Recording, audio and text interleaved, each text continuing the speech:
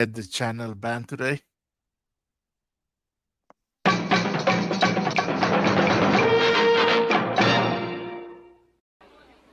Well, we're waiting. There we are. Hey, We're here. I don't know. Are we? So right before the show, I took Anima on a little tour of Bob Peak's artwork because he's one of my favorite poster artists of all time. My favorite poster by him was for the Steve Martin, I forgot her name, his ex-wife, little sex pot singer. Anyway, they did a movie called Pennies from Heaven, which was a musical slash depression era slash drama. Melanie And Griffith? it was Was it no, her? no. Now the chick I'm talking about was in what was that? Playboy. No.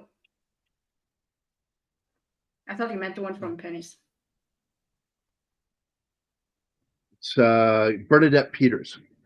Oh, And Bernadette. they fell in love doing a comedy together, and she was his love interest in the comedy. They fell in love, and then they actually started a relationship. And then they made another movie together called Pennies from Heaven, which was really good. Sadly, the relationship did not last. And she's so good in that movie, and they did all their own dancing. Steve Martin learned to actually tap dance, and he would do a lot of the Fred Astaire moves. He knocked it out of the park. It was perfect, spot on dancing.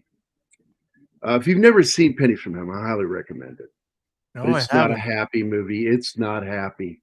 It is not a happy movie. It's a depressing film about the depression. And so, ironically. Why do you want to do this to me then? I don't What care. I see Bernadette depressing Peters and I have to watch it. Ah, man, that woman. Well, Bernadette's really good in it, and but anyway, I'm trying to remember what was the other movie she did with him. Was it The Jerk? Which one was it? I got to go to her IMDb real quick. Is anyone else hearing the song? It was The Jerk. Is anyone else hearing the song, or is StreamYard screwed up somehow for me? Well, it shouldn't be playing anything right now. I'm not hearing anything. Okay, I'm gonna rejoin it because it's like. Now I heard it. Yeah, nothing is playing right now. That's funky. StreamYard likes to fuck with audio, you know that. Yeah, it's weird. Nothing is playing. It stopped. So somehow it decided I just needed to keep hearing the song. I think it was all in your head to begin with. No, Gary, that's you, and you never leave. That's a possibility. So, yeah, the other film that they did together where they met was The Jerk, which I love that movie. Now that's a comedy, but it's not the kind of comedy that Anna would like. She would not like it. So it's silly funny then. Oh, you mean the spy who shagged me? Yeah.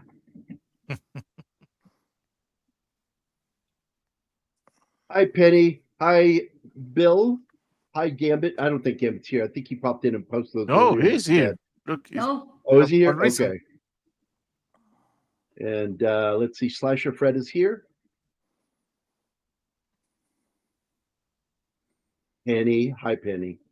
Hello again, Penny. And Sailor Outlaw George Ishak is here.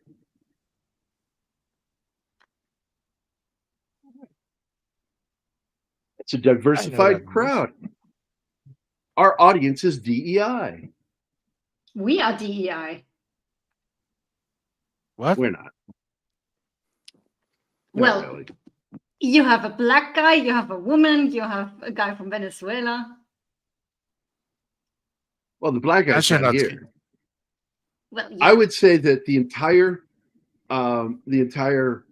thing is pretty caucasoidal. Yeah. I hate you, Trebek.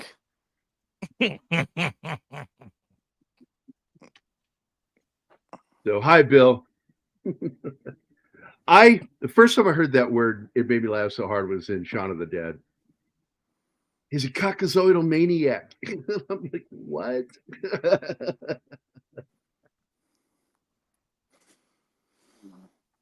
Yes, I did. I watched it after I watched Weapons yesterday. I mean, I fast forwarded through certain parts, but the chunks that I was concerned about, I wanted to see. I watched the whole film from beginning to end. I liked it. It's a much better cut, and that's why I sent it to Martin and Anima, so we can actually do that. What Is it? what? Sorry, is it different from what's on Amazon? Yeah, this is a Okay. fan cut. Oh, It's called the Eon cut because it's made to look like an official James Bond movie with the proper opening, with the looking down the barrel, all that shit. Mhm. And I really did enjoy it. I always liked Never Say Never Again, but I had problems with the music. I had problems with the editing, and I really had a problem with that opening theme song playing over action. Never Say Never Again. Well, wasn't that movie like rushed? Or I'm trying to remember. There was some issue with like one of the producers Well, yeah, was legal causing issues. problems. It had to get put out. It had to get put out. Otherwise, he could lose his rights to Blofeld and Spectre. That's Kevin McClory. Yep. Which we will talk about here because there's a mixture of elements in this movie that are impacted heavily by the previous Bond outings. And in particular, this was the first Bond film without Harry Saltzman as part of Eon Productions. Saltzman had soured the relationship with Cubby Broccoli and got to a point where he took a loan for $40 million and then it got called on and he had to figure out how to pay it and he didn't have the money. So he was going to sell his portion back to Cubby and his ownership of it. And Cubby said yes, figuring that he would buy it back at about a penny on the dollar. But then last minute changed his mind completely and said no, which pissed off Harry Saltzman. So Saltzman went to United Artists and sold his 50% ownership of James Bond to United Artists, which is why UA became so prominent in the Bond films from that point forward. And eventually UA was bought out by MGM. And then MGM UA was bought out by Amazon. So we have this guy to blame for Amazon owning James Bond. In the long run, yeah, he started the process by selling it to UA the way he did. And look, I got to tell you, Cubby told him, yeah, I'll do it, and then reneged on the agreement. And that's a shitty fucking thing to do. So he kind of set himself up. And they ended up in 3 years of legal issues between him and Harry Saltzman and between Kevin I just forgot his name, McElroy, the guy who owned Spectre. Yeah, that owned Spectre, even though he didn't create Spectre. He co-created Blofeld, but even that could be argued. And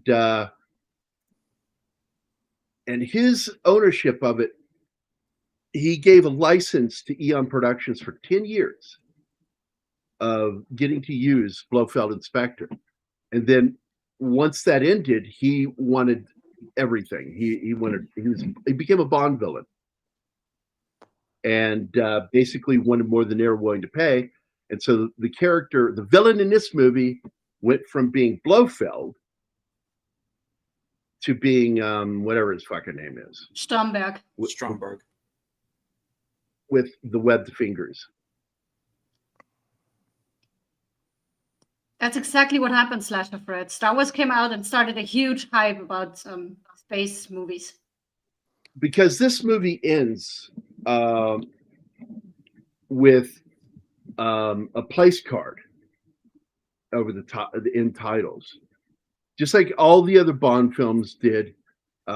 James Bond will be back, and later on they would change that to James Bond would be back with the name, and then later on they would just remove that completely because they didn't know what the next movie was going to be. But I thought I had that. Let me look, because I could have sworn I had a screenshot of that. Yeah, here it is. I'm uploading it to show you. So at the end of this movie, this is what was promoted for Your Eyes Only. Well, that isn't the next movie, because Star Wars came out the same year as this movie, and Cubby Broccoli saw stars and money, twinkling money, and so he decided that they should do a Star Wars themed movie, and so they did Moonraker. Isn't this also the point where they were kind of starting to feel like irrelevant as a series? I mean, that's usually what happens where you have an established That's the formula. opposite. This was the opposite of that, because here's what happened. The first film he did, Live and Let Die, good film, got a lot of attention, but this was something that was pushed by Harry Saltzman. Saltzman kept wanting Bond to be in America. He wanted American. He was the one who wanted to hire Burt Reynolds. And who's the other one I told you about, Danny, that he went after? Another American actor? I don't remember. I'm sorry. What, He was Magnum? pushing no, it was this is back in the late 60s, going in the 70s. He went after Burt Reynolds was one of them, and I forget the other one. But anyway, basically, this is what was rubbing Cubby Broccoli, because Saltzman just saw this as one of the things they do, and they can do whatever. Where Cubby Broccoli was all in on making Bond films. This was something he was passionate about making. He wanted to make these movies. And so things began falling apart between, well, it was right after Diamonds Are Forever, which was what, 71. And their relations completely soured. And to the point when he got called on that loan for $40 million, basically Cubby was looking for a way of fucking him over, and ended up fucking himself over. And he lost that percentage, that other 50% ownership, to UA because of the game that he played with Saltzman. And it's not the first time somebody got pissed. I mean, people talk about that other movie, Casino Royale, that came out in the 60s. And it's like, well, that movie got made as a fuck you to Cubby Broccoli and Harry Saltzman, because they had made a promise to the filmmaker and then reneged on it. And he goes, well, fuck you, I'm going to make the movie anyway. I'm going to mock your gut. And on top of mocking your James Bond, I'm going to bring some of your actors into my movie. So he brought actors over that were in the Bond films. And it really, oh man. Yeah, it's like Cubby Broccoli and Harry Saltzman were not perfect guys, apparently. And they screwed up constantly. And there are screw-ups with this movie, too. But this was the first film where where Roger Moore was his own Bond. And it was this movie where the opening barrel scene is done differently than previously. Because basically... Barry gave Roger Moore his own theme, no guitar. His version of the theme, you should say. It's the same theme, but it's different versions, and I like that.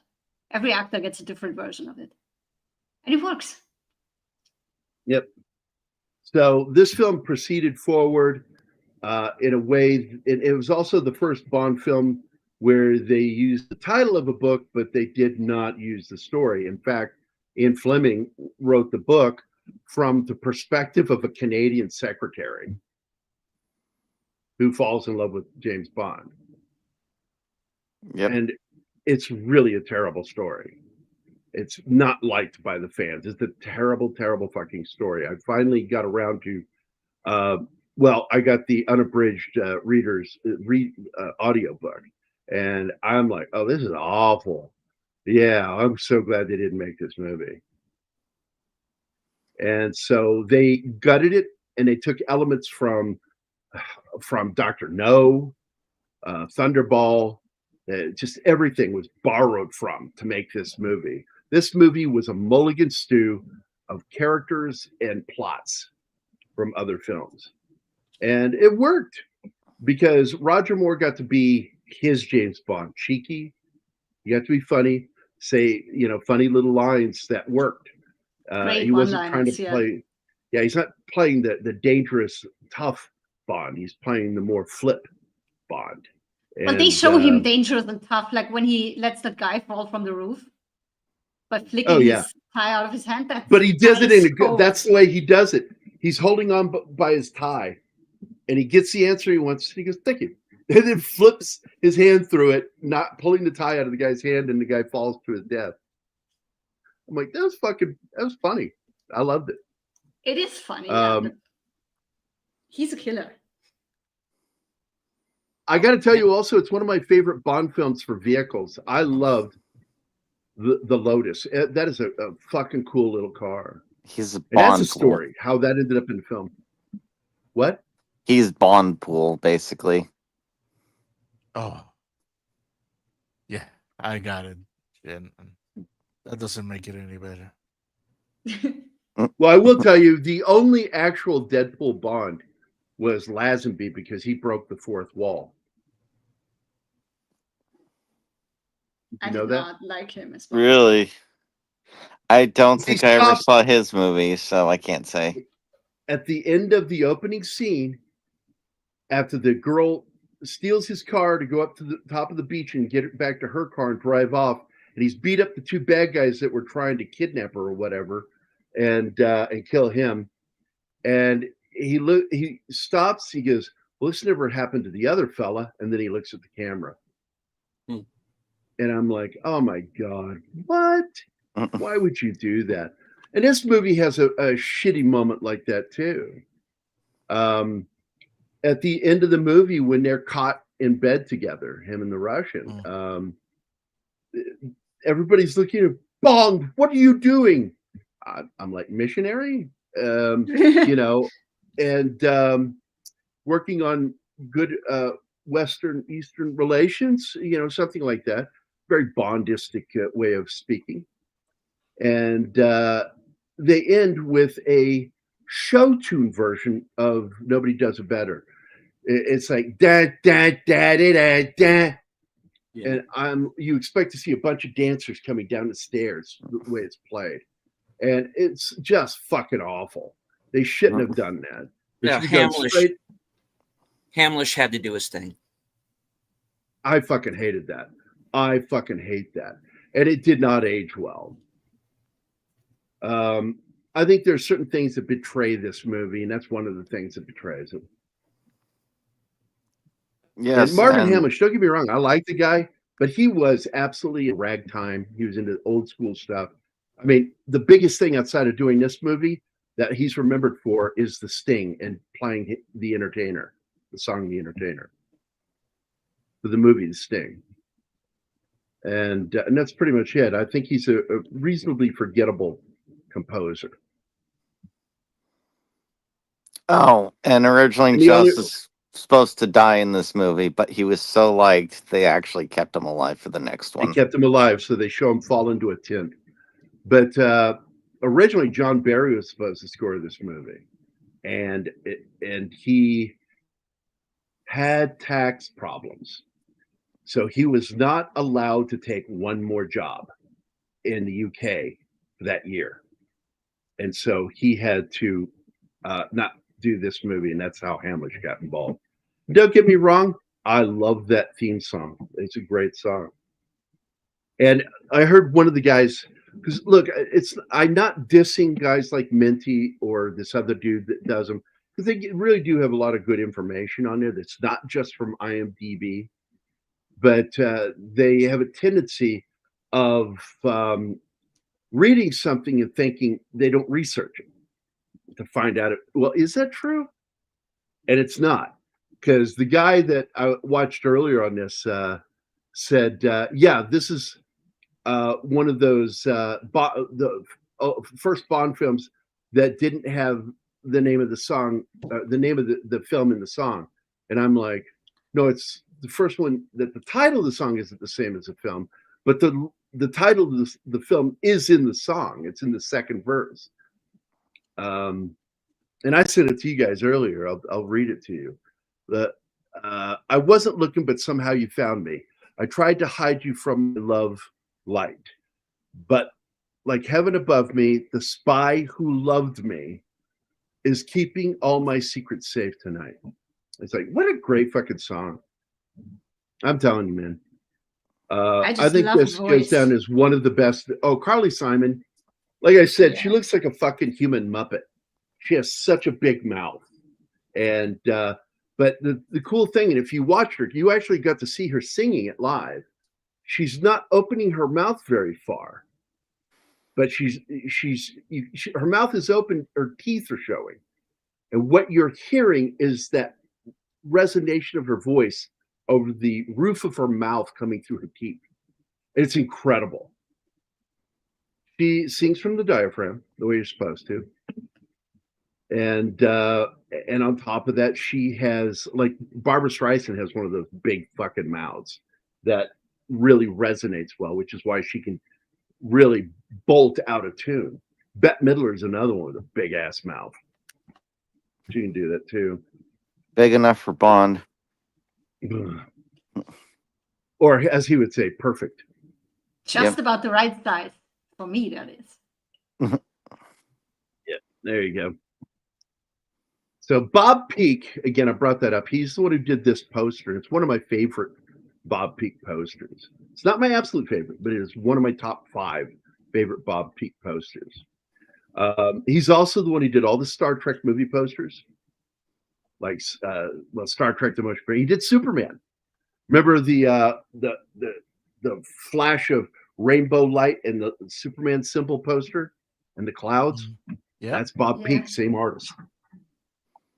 He was an incredible airbrush artist. And by the way, this is a different Bond intro for him. He's wearing a tuxedo. Up to this point, they've all been wearing no suits. This is the first one that allowed Roger Moore to be the kind of Bond he is, wearing a tux. He's very formal. And by the way, there is a famous Star Wars character right there. Does anybody know who that blonde guy on the left is? I know who the actor is. I keep forgetting who he played. Was he Biggs? No. Boba Fett? The other guy. No. Boba Fett. It's Boba Fett. It's Jeremy Bulloch. Oh, but isn't the other guy in this too? I thought I saw his name in there. I could be wrong. Move on. Forget me. Could be. I'm not here. I need to mark today in my calendar. I knew something concerning an actor.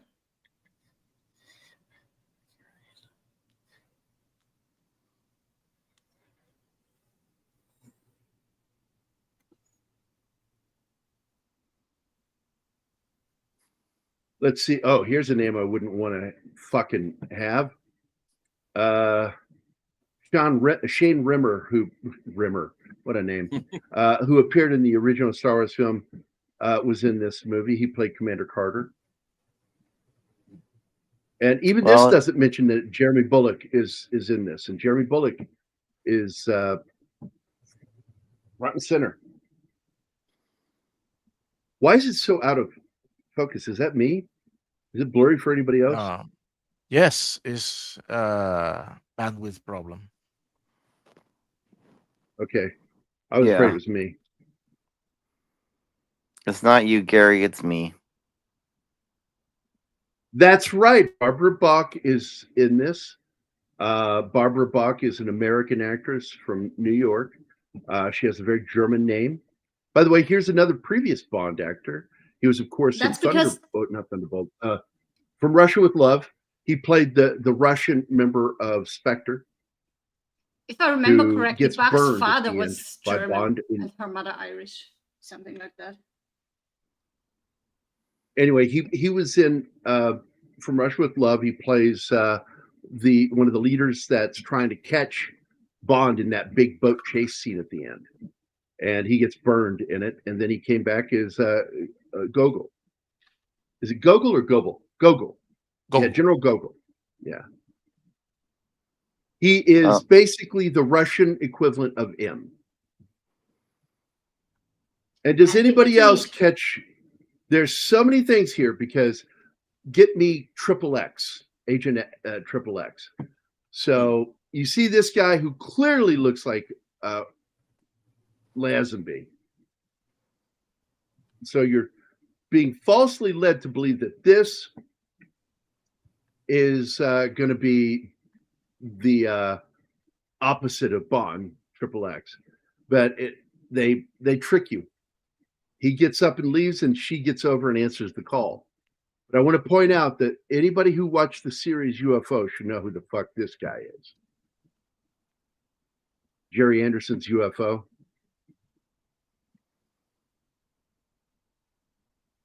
It was a TV series. I remember it very vaguely. It was a show they did before Space 1999. In fact, Space 1999 came from UFO.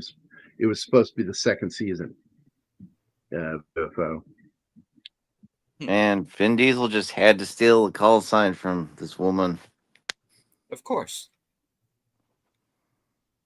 And it leads to a really funny scene.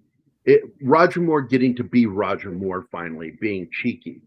And when she goes, but James, what was it she says, Anima? James, I need you. So does England. I need you. So does the Queen, or so does England. So does England. And yeah. And just and he says it in such a cheeky way, and it's funny. And then goes out and he gets chased by a bunch of Russians who aren't wearing snowsuits, but instead black with red on snow. It's like, okay, all right, look, we're not going to take it serious. This is a silly movie in many ways. Well, but it's still fun. Well, Jaws alone. Hold on, Sander, I have something to explain about that in a minute. I will get back to that because it is on the top of my mind. But the agent that he shoots with his what's it called, the ski pole. Mm-hmm. That's him right there. That's her boyfriend, XXX's boyfriend. She was in bed with in the opening scene with her. So he kills her lover. That's a gay word, but fuck it. That's what he is. Well, he went out with a bang. He kills Vin Diesel's boyfriend. God. There we go. Well, the Bond joke for that is spare the rod, spoil the child. Oh. You really are pushing me.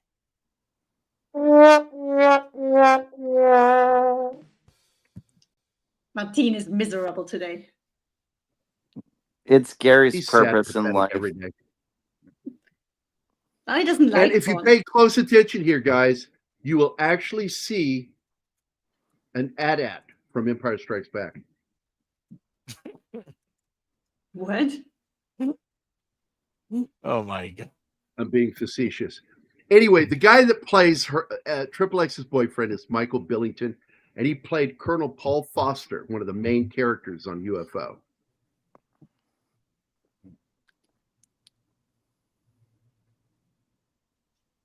You also have another B movie queen in this movie. Carolyn Monroe is in this. She's in a lot of horror movies. Yes. Gorgeous. This is one of the best Bond songs ever played, but this is the first James Bond intro that features the face of the actual movie star. That is Roger Moore doing these scenes. Really, they never did with any of the other ones before? Nope. This was the first one. By the way, Desmond Llewellyn in this movie, when he fucking first walks on, I jumped because he's not there, and then suddenly he's like right on Bond talking to him, and I went, "Oh, like where did he come from?" That's the magic of editing. Oh, he's Like- a wizard. Come on. Well, hey, Bond can have magic drying trunks. Why can't he have Yeah, teleportation right? powers? And again, one thing I always want to point out, Roger Moore had to do a lot of pistol work with these movies. And he, after the military, he never wanted to touch a gun again. He just didn't want to be around them. He didn't like them. I can understand that. My dad was like that, and he had to join the military when he was 18 because they didn't have an alternative. They do have now. You can do social services too for a longer period. So it was like, okay, if I have to join, I will join, but I will not touch a weapon. Went back from playing the oboe to playing the clarinet, which he had learned as a boy, so he could. Yeah, that's where they get you, though. That's where they get you. You could do, 1 to 2 years mandatory service in the military, or 14 years as a social servant. No, it's 9 months, I think, in the military, and the social services is a little over a year. It's just a couple of months difference.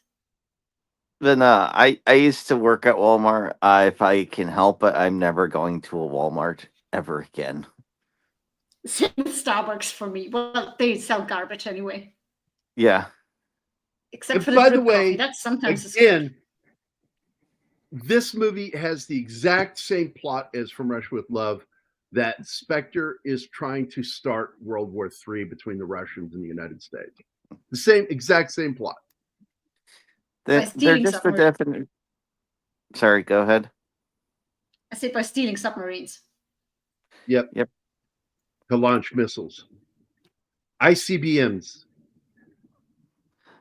They're the definition you know of what? insanity. I've seen a few BMs.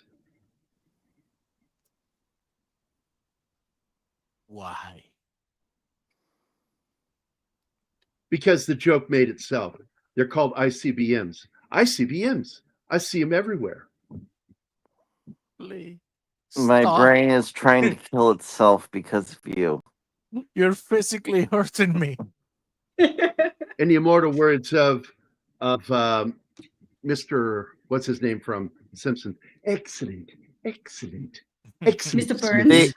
See, the problem they're missing, they should have had another older lesbian and imply the sexual assault of the lead female. Nah, I don't know. Okay, yeah, this is the scene where suddenly, Q is like right there on him. He's not in any of these fucking scenes. And then all of a sudden he's there, and it just, I remember jumping, like, oh, because he just abruptly starts talking. And he's got that loud voice when he talks. He's not like a subtle cat. actor.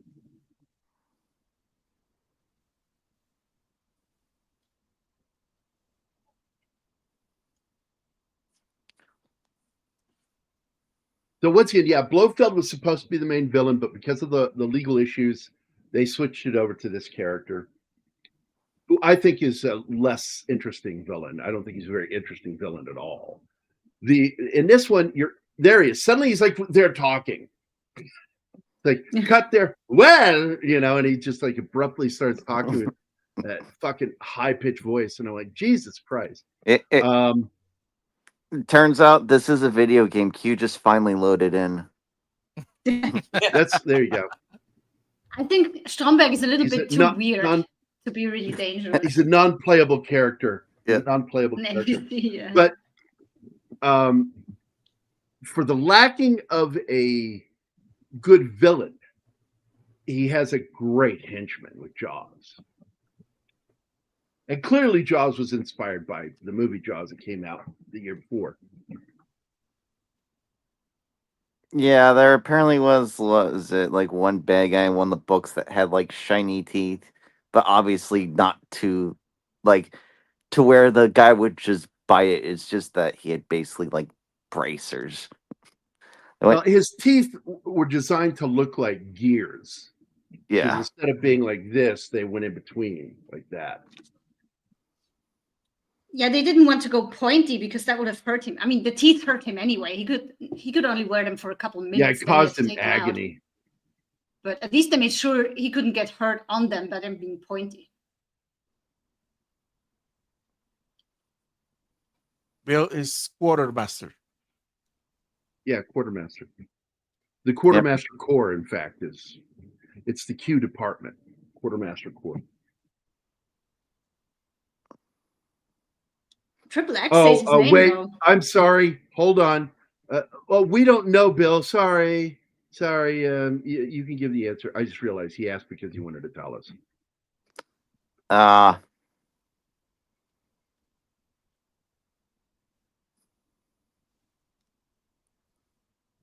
Oh, maybe he didn't. Okay. I thought he was like wanting to share some knowledge, lay down some knowledge. Frederick Gray is introduced the first time here, and he became a staple for 10 subsequent Bonds all the way through Living Daylights. That's correct. He did.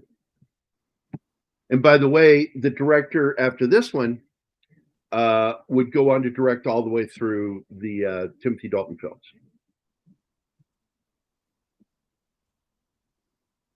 Now, this is the scene that inspired the infamous shark scene in Team America. But when you go back and watch this scene makes zero fucking sense to me. Dude. Because his intention is to kill them. And I understand that he wants to make it look like an accident, but if they're eaten by sharks, that'll still look like an accident. What's the fixation with Bond villains and sharks? I mean, we have seen I don't know, already sharks with freaking lasers on their head. Yeah. 3 movies in which they keep sharks only to kill people they don't like. What the fuck? I told you this movie is a mishmash of all the previous Bond films. And in fact, there are elements from Moonraker, the book, in this too. This is the first Bond film that did not have any elements from the book from which they used the title. And Ian Fleming wanted it that way because when he sold the rights to this book, he did not sell the rights to the book itself. He sold the rights to the title. Now, but Fleming eventually fed Felix to a fucking shark again. He didn't let him die, though. He wanted him to be just alive. Well, I will tell you, that happened in Live and Let Die. Because that's what happened in Live and Let Die. Is he got fed to sharks, and he ended up becoming a private detective after that because he lost his job in the CIA. Because he lost part of his arm. Yeah, he lost from here up, and he lost, I think, from below the knee. It was a below the knee amputation. Oh, too early in the show, man. Come back later. Yeah, at least wait until the second hour, dude. No, I'm going to give it to him. I've got 5 terrorists going southeast on Bakalakadaka Street. Nobody does it better. You know why she had to die? That fucking hairstyle is why she had to die. Yeah. I really like, and I never caught it watching the movie, and I watched this multiple times with my dad and then with Gary yesterday. And in one of the making of videos or things you didn't know, you can actually see a hand in the shark pool. Her hand. Yes. On the ground. I never caught that. I'm like, oh, that's dark. And there are fishes nibbling on it. And Bond sees it and it's like, oh. Bond looks right at it. Yeah. Makes mental note of it, but doesn't react to it. He just notices it. I thought he just notices the shark. This is an image. This is an image. This is an image straight used later in Team America when he drops Hans Bricks into the Hans Bricks. Step this to the left. Boras. You're busting my Boras. When you can do that, Hans Bricks.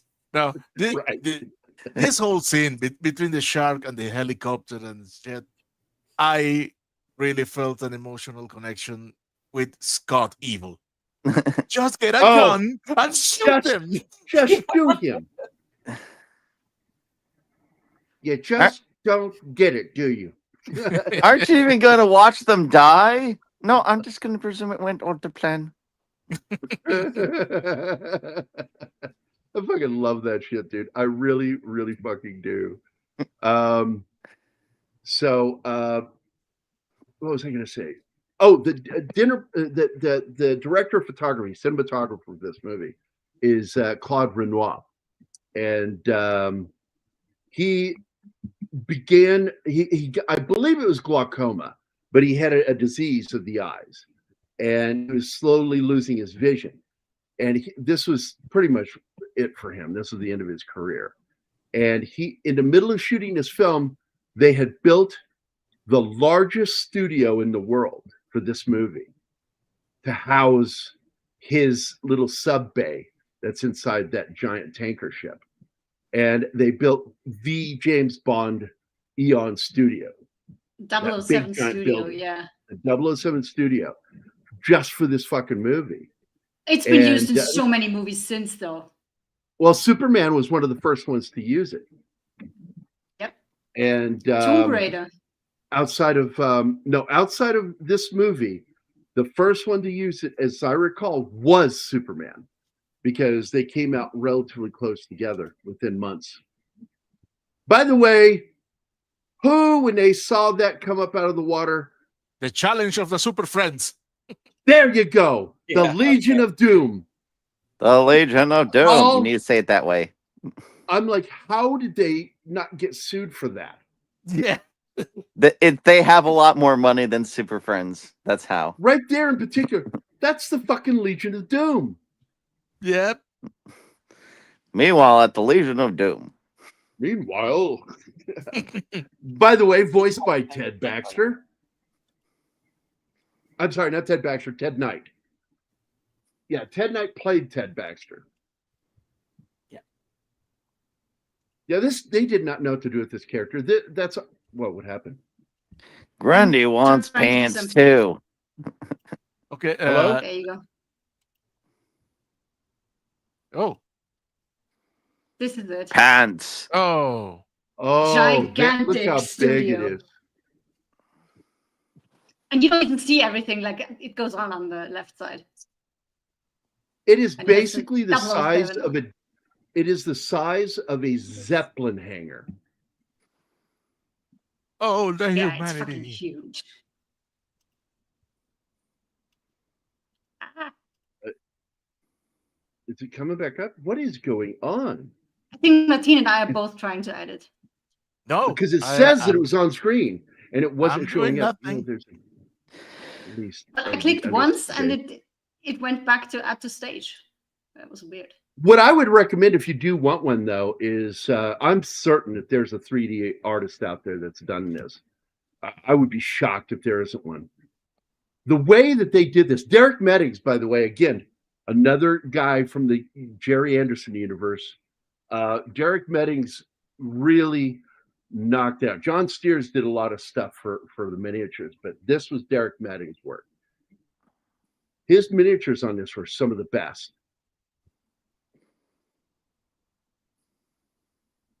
No, she met him doing the movie Caveman, which came out in 1980.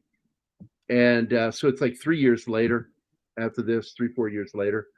And when they met, and they fell in love and got married very quickly. They both were falling down drunk, abusers of booze and drugs. They got clean together and stayed are still married to this day. Devout. Married and sober. They are devout to one another. It's amazing, their relationship. It's so nice. And by the way, they've made 2 really good drummers. And I got to tell you, the boy that played for Van Halen, holy shit, that kid is 1,000 times better than his dad. And I love Ringo's drumming. He could drum circles around his pop. Now, for this character, this is an interesting character. he's somebody from James Bond's past. They went to college at Cambridge together. And that's how they know each other. I had the Lotus too. Me too. I had that too. But I have the little one, not the medium size that could transform and shoot the torpedoes. Oh, I wanted that car so bad.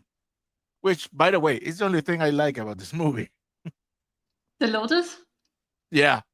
Do you Yeah, know why this it's car- in there? What? Marketing. Do you know why it's in there? Yeah, no. Lotus wasn't very known then, but they were looking for a Bond car, and I think owner of the company. Hold on, Lotus? honey. Hold on. Go back and start this again, because I want you to go, because he had been trying to meet them and he couldn't get a meeting with them. So Because Lotus wasn't go very ahead. well known. Yeah. It wasn't known at all to what them. he did is, yeah, it wasn't very famous car brand. So what he did is he found out where they had lunch and just drove by there, parked his car, went into a building he had no business to do in, left a couple of hours later, and then just drove away. And a And he had covered crowd built around the Yeah. car. But because And that led the to- car wasn't yeah. very popular, and he had covered the logo, so nobody knew what car is this. So What So is this? gotta happen. beautiful. I love the Lotus. I love that car too. That, and before that one, I loved the TR7. It was another one of my favorite cars. But I pause here for a reason, because there is a Facebook page where people go on pilgrimages around the world to visit locales from movies. And this one guy went to every location in Egypt in this movie. And it's really one of my favorite Facebook pages. And I love those photos that guy took. I admire the dedication of these people. Oh, What they created was they created 3 hollow models. And the 3 hollow models, one was designed for the wheels to go in. The other one was created to have the plastic hatch closed. And then the third one, there are a total of 4 though, but 3 were hollow. Okay. And the third one had the fins extend. They created 3 separate vehicles for a few seconds on screen of that transformation. Those are 3 cars, and then the 4th one is when it's in full sub mode. And It's an actual submarine. Yeah, They it's took an fucking empty, like chassis, no, not chassis, the empty hull, and built a submarine in there. It's so cool. Now this is confusing because she yells no right before the assassin shoots, and it's like, what is she yelling no for? She's clearly in on it. I was so confused by this. No, I think she's very dramatic voice. Hold on. I think she's in on distracting him. She doesn't know that she's a distraction, so he can be shot. I think that is what shocks her when she sees the gun. So what? You're not going to put between yourself, between a bullet and a target, because moral. No, because he did that. He did that. He did that. Bond, yeah, he this has is a the human second shield. time. Yeah. This is the second time a Bond actor grabbed the female and put them between him and danger. First one was Sean Connery, and this is the second time. Sander, no, he doesn't. She wasn't saying no to Bond. She wasn't saying no to the guy who was about to shoot Bond.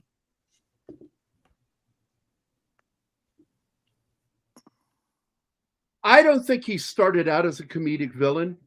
I think that they made certain choices that are weird because they show us this guy, and he's fucking scary. He likes hurting and killing people. Yeah. He I don't derives know. pleasure from it. He slowly goes in for It's the bite. No, this is a caricature. I'm sorry. And that guy's caricature. hold on, but he's played dark. And then all of a sudden, when we're in Egypt, and he attacks him and her out there at the ruins, and all of a sudden he's like doing shit for comedy. And like he picks up the boulder and then drops it on his own foot. It's just that was stupid. Yeah. It's slapstick and it's like really weird. And I think some of them might have been pickup shots that were done after people were already having a reaction to him at the studio. There it is, the tie scene. This is so fucking cool. If you say so. I love this because he just gets the answer he wants, and then he flips his fucking tie out of his hand and then straightens it up and fucking perfect Bond moment. Lets him fucking die. Yeah, and another great one-liner. What a helpful chap. But I will say that I consider Jaws I love that. one of the better henchmen.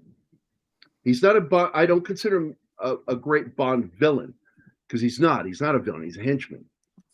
But I pause here for a reason too, because they tried to shoot this scene and they couldn't get it to work. And again, this is the mastery of fucking Derek Meddings.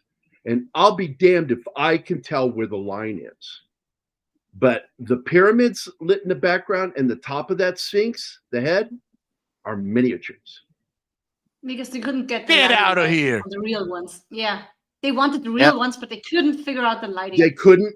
The lighting wouldn't work. That the camera didn't pick them up. Dude, they fooled me completely. I thought those were the real pyramid. Me too. I thought they were too.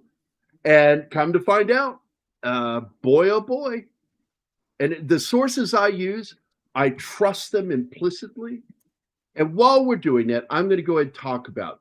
I am close friends with Paul Twining over there on Heavy Spoilers. We've known each other for years, and he may be joining us for our final Bond episode. And what we'll do when he joins us is I'm going to let him do a summary of all the Bond films up to this moment. Give him free reign. Talk about what he wants. So I love watching his videos on the making of Bond films. And there's another little gentleman. So let me pull these up real quick because I am just shocked at because if you want to know what he's watching, I'm in the wrong fucking folder, dumbass. Here we go. This is who Heavy Spoilers goes to see when he wants to watch informative videos on James Bond. Right there. Yeah, that's a fun channel. And I shared it in the our group here. So where's it at, Martin? Did you copy it? Oh. No, you didn't. I put it in the group for us to share later. In the group? Facebook? Our manager group. Never mind. Fuck it. I got it. Okay. All right, here we go, guys. I'm going to put it in the public chat. No worries. I'm going to put it in the private chat too, so you can post it later. Because my buddy Paul doesn't have a video on this movie. So this is the guy I go to. Calvin Dyson is fucking incredible. And like I said, Paul from Heavy Spoilers goes to this guy and he's had him on. Paul's had him on his channel to talk about James Bond. And this guy is just like a walking human encyclopedia of Bond information. Like Keith is, and I thought I was, but I think basically Keith has one half of the information, I have the other half. And this guy has all of it. This guy's really good. He's a limey prick. And I like that. And he didn't do his research about the title not being in the song. That was bullshit. Oh, he said that. Yeah. I'm like, yes, it is in the song. It is. Are you using Keith as in the joke between me and my brother? We know everything. You know Calvin? Fuck yeah. Introduce me to this guy. I want to fucking meet this guy. I like this guy. I love his fucking videos. Because he'd be another one to bring on that last episode. Because that's the movie we're going to be talking about right there. No Time to Die. He said YouTube pal though, Gary. That doesn't necessarily mean he knows him in real life. Oh, gotcha. I got you. Never mind. Keith is our token Bond guy. And he's never here for Saturdays, sadly. Again, I just posted the link in the chat. Go check this guy's channel out. Subscribe to him. I highly recommend this guy. He knows his fucking Bond when it comes to the movies. And he knows a lot about the books too. And I think it's important to know the books and to really appreciate it, because this is the first Bond film to not be based off of the book. Nothing from the book is in this movie, and nothing in this movie is from the book other than the title. So that guy is great. And I'm telling you, also, this was the video that I really wanted Anima to watch with me, because I really do love. And by the way, he's not the one that got that information wrong. It's the other guy that got it wrong. The other video we watched. This guy Really? didn't. I thought it was him. Yeah. No. He left out a couple of things that I know, and it's okay, because this guy's knowledge fucking far outweighs mine. That's the video he has. It's The Spy Who Loved Me in-depth movie review. If you look that up, this will pop up. So if you do that search. But again, I was shocked to learn from multiple sources that this was a visual effect. Well, practical visual effect. Done practically. It was a miniature. And what I'm assuming they did is they treated the miniature like a matte painting in the foreground. And the actor, Roger Moore, walks past it. Because you'll notice his head never goes past the base of the Sphinx. Yeah, once you see that, you cannot unsee it. It's pretty good though. Yes, is. it My is. problem with that movie is I dislike the Deadpool breaking the fourth wall scene a lot. I love Telly Savalas. I hated him as Blofeld. I also thought it was confusing that they act like this is the first time they've ever met. And it's an ongoing storyline with Bond. And it's just weird. But it is a very dark film.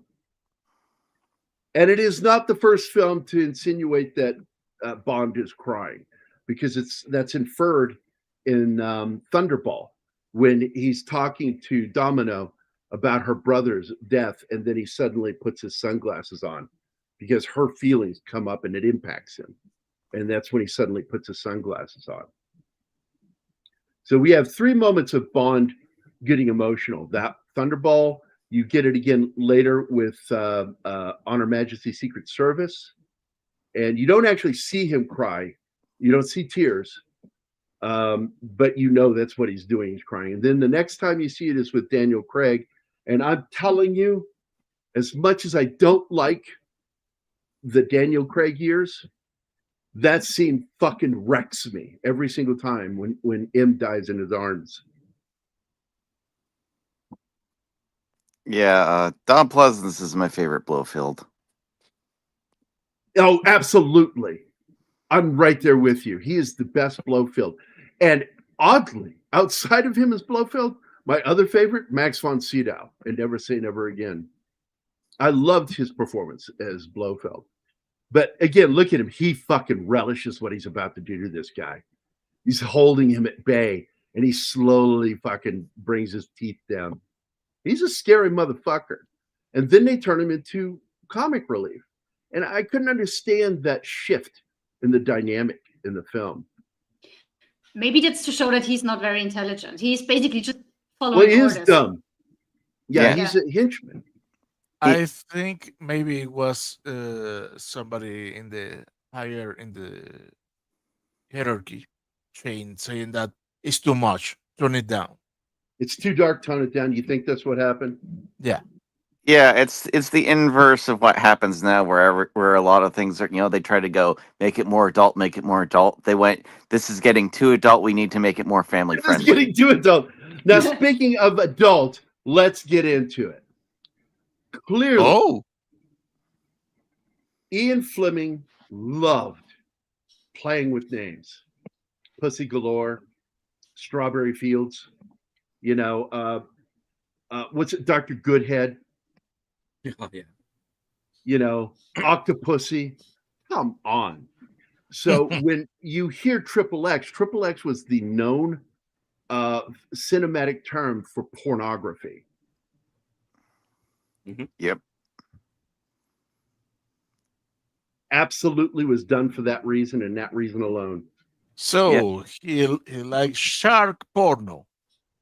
Absolutely. By the way, that is one of the moments I never thought they would ever put to film. And I was Mm. delighted and yet horrified Hmm. because every guy fucking legs went together when By the he way, started swinging that fucking rope and then coming up underneath and hitting him in the nutsack. That fucking knotted rope. I'm telling you, every guy fucking felt it. Yeah, we're being raided by Mephisto. nice. Hey, I hope Hello, Mephisto Raiders. can join us. Yeah, I do think Lachey is like my probably might be my favorite Bond villain though, just because the Yes. thing I like about that villain is he's against the wall. It's not like he's doing everything because he's all knowing and all powerful. He's desperate, which is what makes him Yes, it is. dangerous. Yeah, I think that Casino Royale in particular is the single most Bond movie ever made. And Anima can't stand Daniel Craig, cannot stand him. And Nope. whereas I stopped and I said, wait a minute, I'm going to forget his face for a minute here, and I'm just going to watch what's happening here. And he's a good actor. And I think Casino Royale is the single most Bond movie. And before that movie, it had always been License to Kill for me. That's a really the good most one. Bond movie. I have a solution for both of you. You need The to most get accurate Bond film. you need to get an AI tool to replace Craig's face with Timothy Dalton's face and voice. I mean, and then you go. don't get me wrong. I wanted to continue to like Bond movies when he took over, but he just doesn't work for me. I was so disappointed that I just Absolutely, couldn't like Gabby. him as Bond. Yeah. Well, I told you, because we've had the internet since the mid 90s, okay? People forget that. And we had bulletin board groups and shit like that, okay? And one of the things making the rounds, and I do believe one of the places that went around was IMDb boards, because the IMDb used to have their own boards. You go to imdb.com, and under every movie, there would be comments, and you click on that, and you go to a board, and you could fucking argue with people. And in fact, I made the joke. I said, do you want to know why we'll never have Gene Roddenberry's Utopia? Because people can't agree if Daniel Craig was a good Bond or not. Can't agree on that. If you can't agree on that, you'll never have a Utopia. Yeah, we brought that up earlier, buddy. We brought that one up earlier, Matt. That's Martin? what. Martin? Martin, you said What? something? Yeah, people cannot agree on anything. No. No. It's like I told this guy, a socialist guy I knew. I don't want to call him a friend, but he's a guy I knew that I was friendly with. But I told him under no uncertain terms, I said, if you come for me and my ability to make money, I will fucking kill you. And I will not feel bad about it. I will feel like I'm defending my life. You are defending your life. Yeah. Hey, look, Mephisto's on my side. Yeah. He doesn't like Craig either. So that's why the I don't best like Star him either, Trek, but I still like the movies. the best Star Trek quote ever is: "The needs of the many outweigh the needs of the Daniel Craig fans." Yeah, right. I like Well, as I that. was saying, this was going around the internet when he got cast, and people were taking Gollum from Lord of the Rings and putting it over his face because everybody kept saying that he looked like Gollum. He does. He does look like. Meth, care And to once join? you look at it, you can't unsee it. 007 is precious. Yeah, the only thing I liked about Craig is that he was in some good Bond movies. Like for me, 2, and then almost the 3rd with Skyfall. But I had so many problems with the writing of Skyfall, the logic problems that it has. What I like about Skyfall is the villain. Forget about his absurd plan, but the nature and behavior of the villain, I like. Oh yeah, he was great. Look, Javier Bardem is so fucking good in that movie. He's He's good in worth the price of everything. admission. Fuck Daniel Craig. That movie is really watch The hard villain. when when when he tells that story about the rats on the island, Mm. and then later we get that payoff when he's standing there with her and he wants her to pull the trigger. Only you can do this. Only you can do this. And then fucking Bond throws that fucking knife into his back, and he goes, ah, and he goes back in pain. And he turns and looks at him. That look he gives him isn't like you stabbed me in the back. And he goes, why can't you leave me the fuck alone? He's got that look, you again, you know. And he's looking at him, and then he falls to his knees, and he's dying. And Bond looks at him and delivers the single best line of that movie, "Last Rat Standing." I'm like, that's great fucking writing right there, my friend. And he dies on that line. Well, Flint, as well as what's his name? You had James Coburn's movies, and you had Dean Martin's movies, which was Matt Helm. Matt Helm. You had Matt Helm and Flint, but the problem was they got too silly. So And of nobody took it course, seriously. the series Archer, which I always thought the joke of that series was he was Well, an that illegitimate series- Bond child. Yes, he was probably Bond's son. And I love that show. I fucking loved Archer. Anima and I used to watch it, and it broke our heart when they went DEI in that last season. Oh God, yeah. It is hated my that. opinion that the best Bond is still Austin Power. Well, he's really Harry Palmer Yeah. because he's the son of Harry Palmer. They What? even show that in the movie when Michael Caine Well, shows yeah, up yeah, but that, as he's basically a version of Harry Palmer. it's not Harry Palmer, for God's sake. Oh, it's So, Harry no. Palmer. It- All you the, want thi- to, man. the thing that makes Austin Powers great, if you took all the jokes away, and don't get me wrong, jokes help a lot with the movie, but if you took the jokes away, you still have a solid story for Austin Powers. Yeah. It is Thunderball. Yeah, it's Thunderball, and it's a character, it's the fish out of water, and going that there's still some relevance to this thing that's considered an old relic. The ideas of the Yep. 60s and everything else into the 90s. So this is what pissed me off at the end of Skyfall is now he's Bond. Now he's Bond at the end of Skyfall. Oh, he's Bond now. Nope. And then now he's like over the hill Bond in the next film. And I'm like, I'm done. So my big beef is I don't agree, Gambit. I like Quantum of Solace. I don't like the name, but I like the movie. And what I like about it, it is literally should have been called Casino Royale Part 2 because it completes the story arc. No, it completes nothing. You can jump it. It It doesn't affect anything. You could have skipped 90% of the movie and just gone to the ending of Quantum of Well, Solace. the ending is all you really needed, but Yeah. Quantum of Solace has this fun thing where he helps this girl deal with her demons. That's really what he's doing. He's helping this girl with her fucking demons. And he finally gets to where he needs to be to find the information he needs to get to this one guy. And he goes and he avenges himself. And that's it.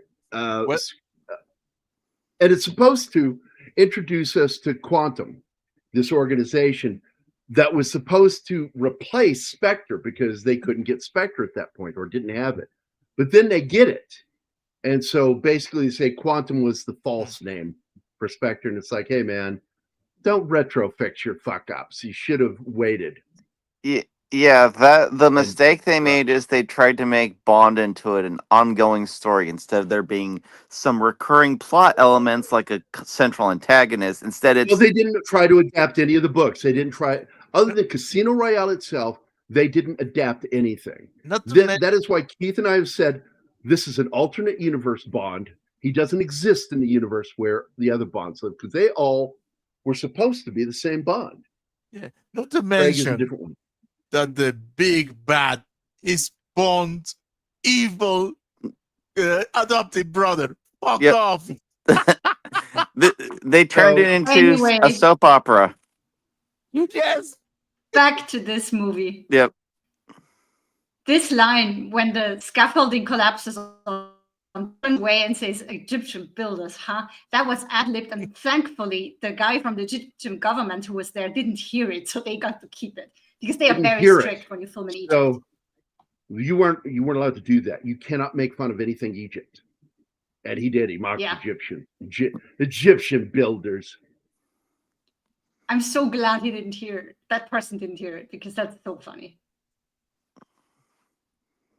And then he throws the women drivers thing in right after it. Oh, yeah. You could not do that. Oh, today. no. He does so much more than that. He's like, play another tune when she grinds the gears. It's Yeah. like, oh my God. It is nothing but Roger Moore as Bond shitting on her character for like But a they are minute and a half to 2 constantly- minutes. They're constantly attacking each other. Like on the boat, when she pretends to turn a little softer towards him and then just knocks him out with that spray, leaving him on the boat, and he wakes up with no microfilm and a massive hangover. They're constantly doing this to each other. Like foreplay or something. I will say, Yeah, I brought that up a little bit ago, Bill. That fucking line annoys that crap out of me. Go ahead. I will say one nice thing though about Quantum of Solace. I do like the way he just deals with the bad guy at the end, just leaves him in the desert to die. Oh yeah, it leaves him a can of oil. Yeah. He says, I reckon you'll probably make it 10 miles before you'll want to drink this Ew. or be ready to drink this. I fucking love that. And I find it really, when she's in that fire and she's a child again, trapped, and he comes in and gets her. It's like, as tough as this girl is, she still needed being rescued from her past. And she's a cute chick. I can't remember her name. She's Russian. Olga Kurilenko. Oh my God, she's beautiful. And I don't dig skinny chicks up very often. Her and Anima are the only skinny chicks I've ever fucking liked. But there's just something about her accent, pattern of speech, and her eyes. She was in Oblivion too. And to be honest, I like the British girl more. Oh, with Tom Cruise? Yeah. Yep. She's the wife. Oh. She's the real wife. Oh shit! Yeah, the one that that is Yes. her. We watched that, Anima. You love that movie, where he flies that helicopter thing around, Yeah, the bubble. and come shoot. to find out Oh, Yeah. they're supposed to be watching the Earth to make sure, or to see if it ever wants to restart and start normal, and come to find out they actually are clones that work for the aliens. They don't know it. That was a cool one, Oh, yeah. I fucking love that movie. I love that movie, man. Also, this movie kind of shits on Moneypenny. The scene where he walks through, just a walkthrough with her. No banter.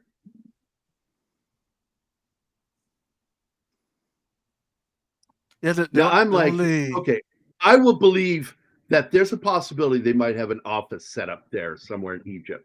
I will buy that. But Q has the Q department there? Bullshit. It doesn't look like a proper office. It looks more like a pop-up for this mission, if you Yeah. ask me. What the fuck is Q and his department there for? Well, to give him all the cool gadgets I get that if he he has came in there this with a movie. specific. If he came and gave him one thing, that would be good. But the fact that Yeah. he's there, and this is not the scene where he gives him the car. Well, you could say that they were planning an operation because the decapitating trade Q specifies, I want this ready for this meeting with so and so. So maybe they are just prepping another operation. This tray. Right. Oh, the decapitation tray, right. By the way, I like this one. MI6 or MI5 is not that loaded. They don't have that kind of money. They only would be if they had to get a TV license from everyone. Ouch! You got a TV license, mate?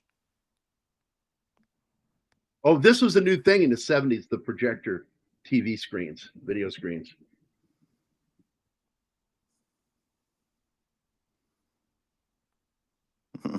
Well, Bill, it's like that scene in Never Say Never Again when Connery picks up this little white tube. He says, "What does this do?" And he goes, "Well, I'll tell you." And Q grabs it. He says, "You twist off the top, you put it in your nose, and you sniff, and it clears your airway." Then he shuts it back up.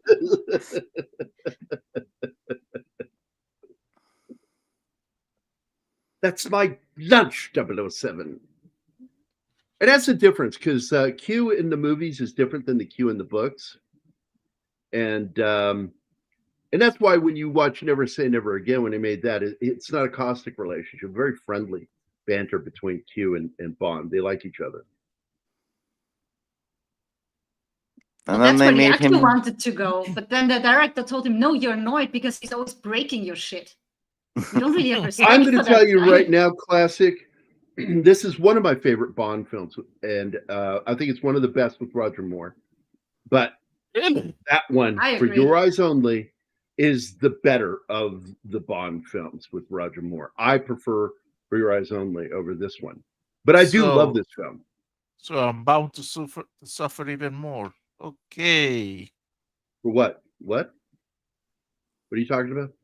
You said this is one of the best, so there are movies that are worse than this. I It's one of hated my this one. favorites. I freaking This is hate it. you can hate it all Oh. you want to. We need to Voted by fire our team, Gary. Hello, I'm talking. Voted by Bond fans over the whole planet. This was the best Roger Moore film. I don't know. I don't. I don't care. agree. I don't agree. I think that For Your Eyes Only is the better film. I think that it's better written, better acted. Let me tell you something. With the I can hardly selection- wait. Tell me something, Martin. Yeah, with this small selection of movies about Bond that I have seen, I have to admit you and Keith are absolutely right. The best Bond is Timothy Dalton. Timothy Dalton. Yeah, because he is the absolute of any of the actors who have played him on screen, the closest to book Bond, looks and behavior. well, I haven't read the books either, but I feel like this is how the character should really be. Because you read the books. No, I haven't read it. Research on the character. He did. But Dalton did. but That's why he's so good. That doesn't affect me. That doesn't affect my judgment because I don't have a baseline.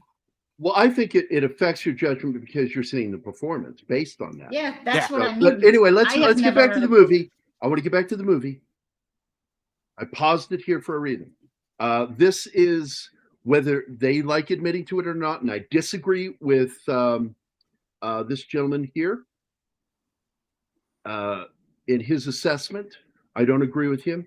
I absolutely know for a fact that this scene was taken from and is a nod to From Russia with Love. And the mistake they make is not having her in the fight.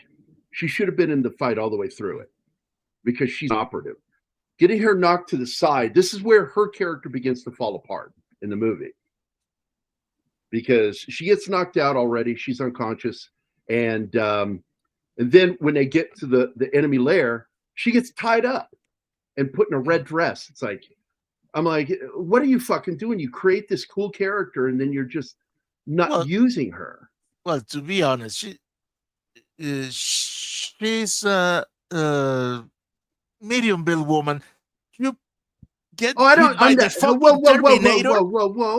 I'm not fucking saying that she can kick his fucking ass, but she should be in there trying to do things to help him win the fight. But even he can't beat him. The only way he can beat him is with electricity. But remember, the freaking Terminator hit her harder than he has been hitting Bond. Yeah. But I don't care. This is a writing issue. This is you create a character and then make them pointless from the middle of the film on. This is the middle of the film, and it's like all of a sudden Oh? she's supposed to be Bond's equivalent. Okay, she's established in the story, in the writing, as Bond's equivalent. That even though she may not, she has to, like in the new movie with Ana de Armas, fight like a girl. She's like, don't try to fight like a man, fight like a girl. And I tell women all the time when I used to do self-defense classes, man, you've got to learn to use environmental fighting and defend yourself. Use weapons. Yes, Use and the, objects. under low gravity center. She should have been the one that electrocutes him. He Yeah. should have got him to a certain point where he is about to fucking get owned by him, like has his arm like right here up, and his teeth are coming in. He's fighting, and then she finally breaks the lamp and shoves it into his fucking mouth. And Yeah, I would've I think liked that would have been great. Dude. But She's just eye You need- candy at this point, and We need yeah, this. that's annoying. Hello, welcome to the middle of the show.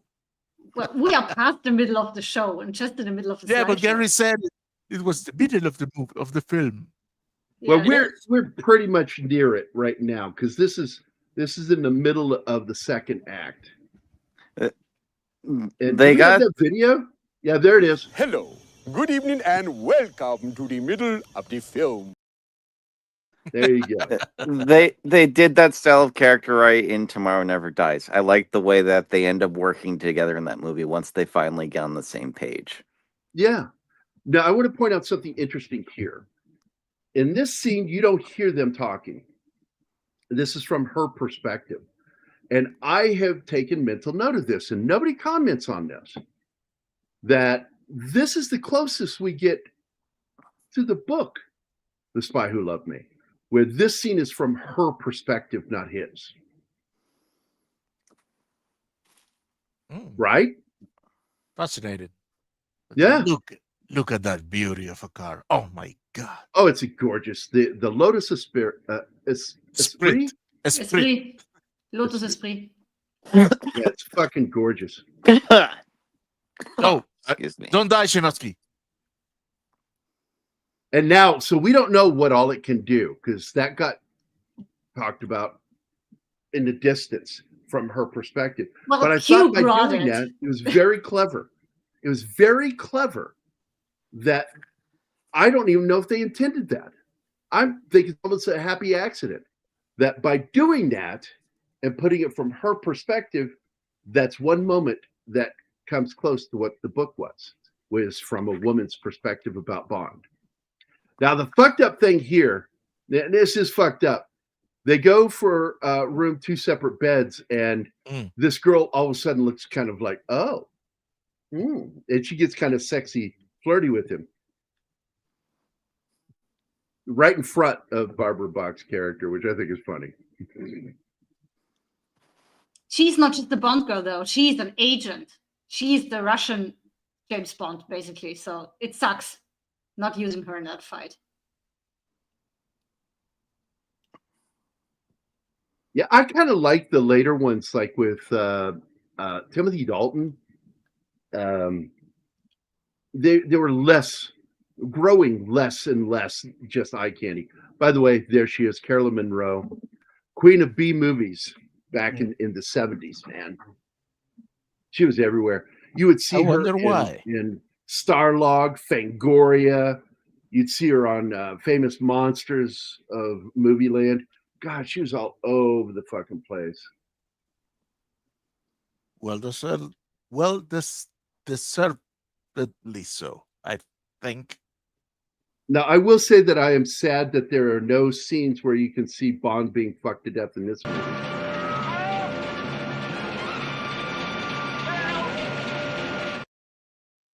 You were really paying attention to that scene, Gary. It's burned into your mind. Sean Connery getting ringed by a machine. Oh, and this is me talking to you. Does number 2 work for?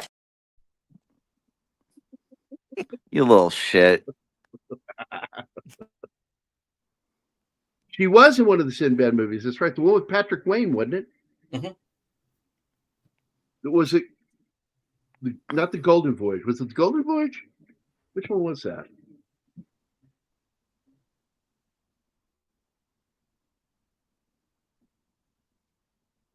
Yeah, Victor, I think so. I coincide. The Eye of the Tiger. Oh, Eye of the so maybe- Tiger. Yeah.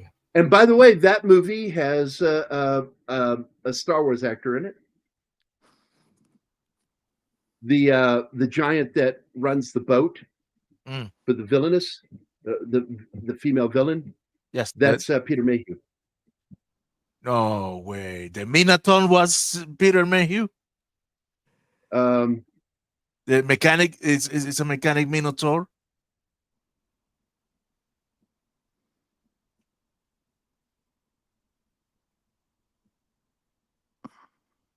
Gambit, Jaws is not a villain. He's a henchman. He doesn't have the brains to be a villain. let me double check this because I thought it was this one, but it might be the other one. No, it is. That's Peter Mayhew. Found it. Nice. Inside the Minotaur costume. Okay, save image. Oh, I freaking love the Minotaur.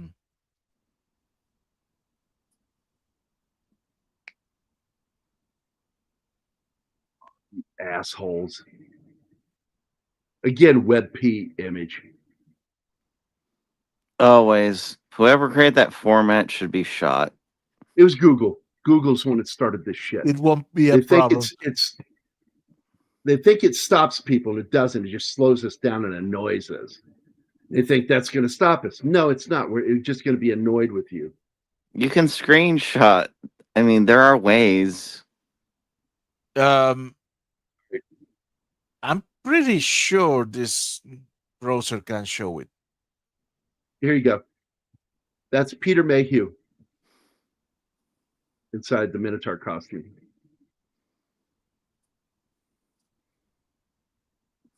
Martin, I brought this Yeah. up for you to see. Okay. Thank you very much. Oh my God. If I'd known you're a big fan, I would have introduced you to him before he died. Well, it's a pity. He's a nice guy. I met him because of Shane Moore, because Shane Moore worked with him and they were close friends. And then I met him, friends with him. He did. They were pretty much passion projects for him. God, he's so fucking big. Yes.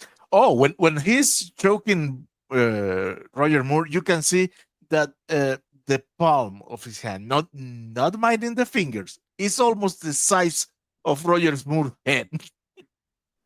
Yeah. God damn. No, Peter Mayhew was Chewbacca, Victor. Yeah, Dave Prowse was. In fact, Dave Prowse was the first actor considered to play the part of Jaws.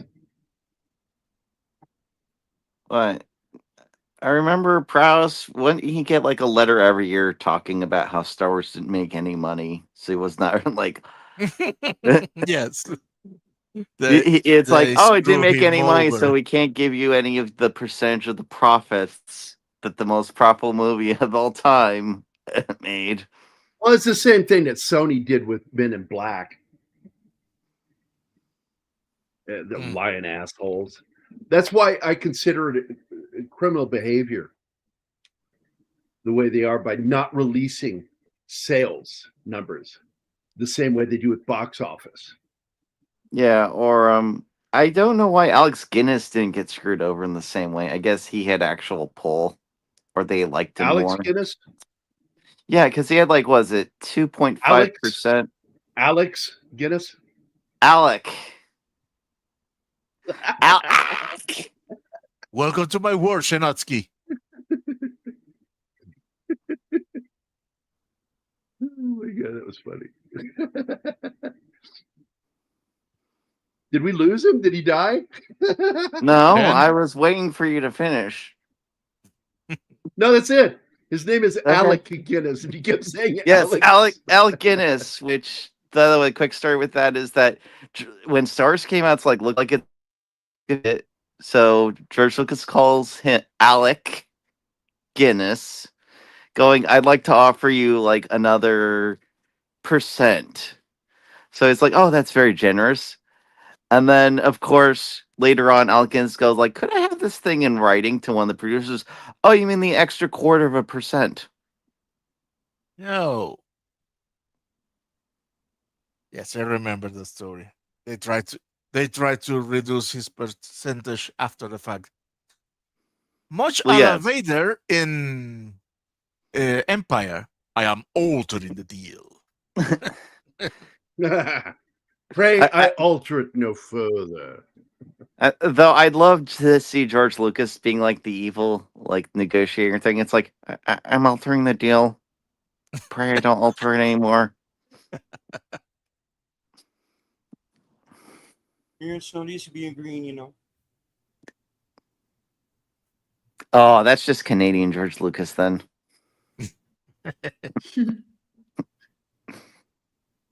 Oh, I see you built the Death Star, eh? Hope this looks good in the film, eh? You know that Vader, he's a real hoser, you know.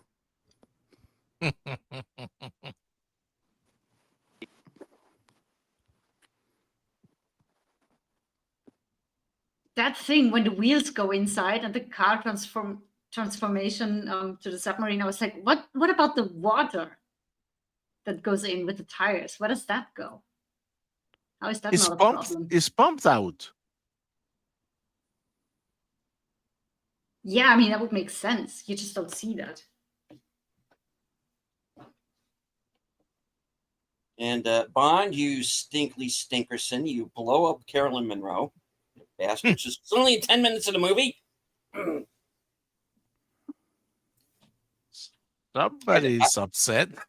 I digress. You mean the hot helicopter pilot? And she never saw it coming.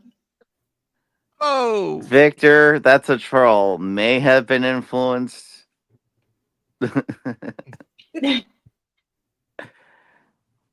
He was. what? Because Leto the second the hot. Yeah. The I voice. do need to point out something that I shared with you guys in the group chat, and that is that the drunk guy you see on the beach. Ah, And let me pull up those photos real quick. The drunk guy is a running gag that was in 3 of the Bond films. And it was this one, Moonraker, and For Your Eyes Only. I just saved these. Like, what am I saving them as? Oh, it's doing the web. Okay, so I'm just gonna. Oh, really? Messenger is doing that. I swear to God. I fucking hate. What's it doing? No, Gary, you have to say ruined. Ruined, Brian. Ruined. Ruined. Ruined. That's the way I say It's it. ruined. Ruined, Brian. Ruined. I don't know why you complain so much about it. I don't have any problems with WebP. All my software can open WebP. Well, because we're Open doing a and show edit right it. now, and I have to stop to open them because I didn't save it through a web browser. I saved it through Messenger. Hi, Zax. Hey, The show completely stops. That's my fucking complaint. I will.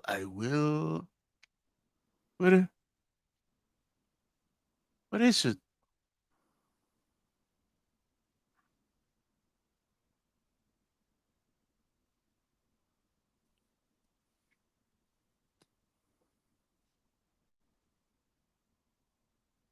I don't know. I never find anything.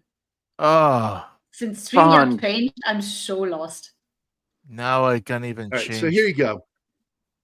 So this character is known as the man with the bottle.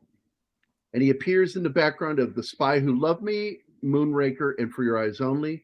He's a recurring character played by Victor Torjansky as a humorous inside joke for James Bond fans. He is not connected to any plot points in the films. He just is a globe-trotting drunk that keeps running into James Bond. And so this is the film here. When he comes up out of the water, driving out of the water, then I do believe this was Moonraker, where he's at a chateau, and then there he is in For Your Eyes Only.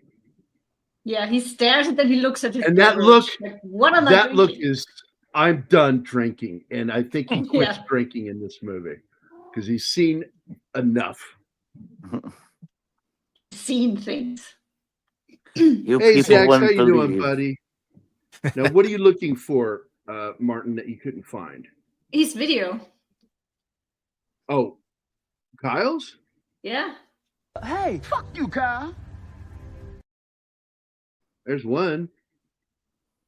Then go to and I cannot change studios again. that's That's part of never the happened reason. to me. Oh, big thing. He was running from something, sir. And then he crashed into a DUI checkpoint, committed 10 felonies, and not to mention FUing a room full of cops. You FU me all the time. Fuck you, Kyle! Shut the fuck up, That- Kyle! There we go. Fuck you, Uncle Cal. The second one is my favorite. Yeah. Well, your mom's is big. She's a big fat bitch, the biggest bitch in the whole wide world. Okay. Hey. Everyone's a bitch. She's a bitch to every boy and girl. If you want to laugh, look up South Park without the voice pitch. That's pretty funny. Well, I've seen when they do the scenes and the voices aren't changed yet, and they're still pretty good. Yeah. I it's know just- who they're doing. It's hilarious because Stan sounds like his dad when he's not pitched. Yeah, which is funny because that is Trey Parker, Yeah. and Stan's dad represents Trey Parker's dad because that's my dad. Yep. Now it's just Trey Parker because he identifies more with the dad than the kid because he's closer to the dad than when he was a kid. He's now, man. Yep. Gotta pay for those Casa Bonitas somehow. What's this, Vic? What are you talking about? I don't know. I haven't seen For Your Eyes Only yet. Oh, wait. You're talking about, at the beginning where, without saying the name Blofeld, it's clearly he's killing Blofeld. Because he goes to visit his wife's grave and then gets kidnapped by Blofeld in a helicopter in a disembodied voice. Because he's down below in a wheelchair with the remote control for the helicopter. How many times did he kill Blofeld? I'm wondering. Not enough. Not enough. He keeps coming Well, back. because of the fact he supposedly had people that were not clones, but duplicates surgically designed to look like him. You never know if he killed the real Blofeld. I do like the one where he kicks the cat, so the cat goes to him and he shoots him.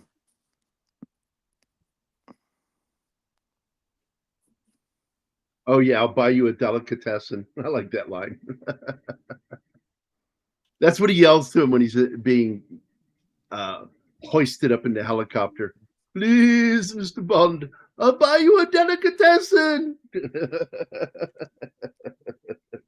Fuck. Very un-Blofeld. I refuse to accept that character as Blofeld. Well, that was a fuck you to Kevin McClory. Yeah, I know. From Cubby Still. Broccoli, and he's like, fuck you, we're done with you. We're going to kill your character. We won't say his name, but he's dead in our film. Yeah. I don't know what that's about. Too much personal shit.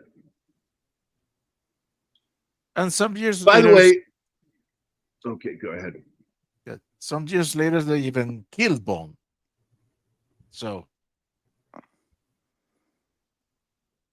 Yeah. So in this film, like I said, Claude Renoir was the director of photography, the cinematographer, and his eyes were so bad when they built this giant set, he couldn't see well enough to light it, and so secretly, the Stanley Kubrick was brought in.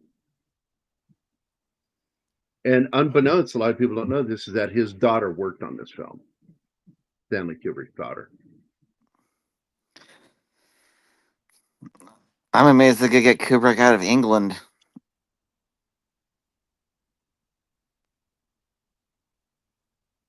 Maybe he well, wasn't so bad with flying back then. oh no, he was. The thing is, that 007 studio, where is located? Hold on, let me go check. Because this could be well. It could, done yeah. Well, they inside there. had to film the bigger part of the Bond movies in England. It is located at Pinewood So- Studios in Buckinghamshire, England. Yeah, So just to let you know, there you go. Kubrick's daughter is the person who designed and built the teeth for Jaws. And that's Katharina Kubrick, Stanley's eldest daughter. So a little bit of trivia. But the production artist for this film, in an interview, confirmed that Kubrick was brought in to light this set, the stage. In secret too. They didn't make a big deal Yeah, out he of it. wasn't credited. He wasn't credited because he didn't want to get paid for it. He was doing it as a favor.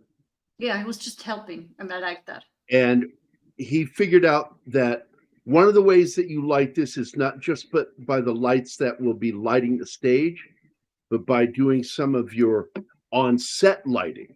And he made some of the lights, he put lights behind things to bring out the shape of things. It's really clever what was done. Kubrick saved the day. I guess all the water Yep. in there must have made lighting difficult because it reflects and shit. Yeah. I personally think that would add to it. Yeah. Most people, because they're not, if you've ever been on a set, lighting can be one of the things that takes the longest to do. Oh, you have no idea how long lighting rehearsals are in theater. I've fallen asleep working at the theater during lighting rehearsals because I was told to be in one position and then nobody told me to move because they were still figuring it out. And then somebody would touch my shoulder and say, "Hey, time to move," because they're at night usually. They go way past midnight. When you're doing Yeah, stage lighting production, what takes- was your favorite position?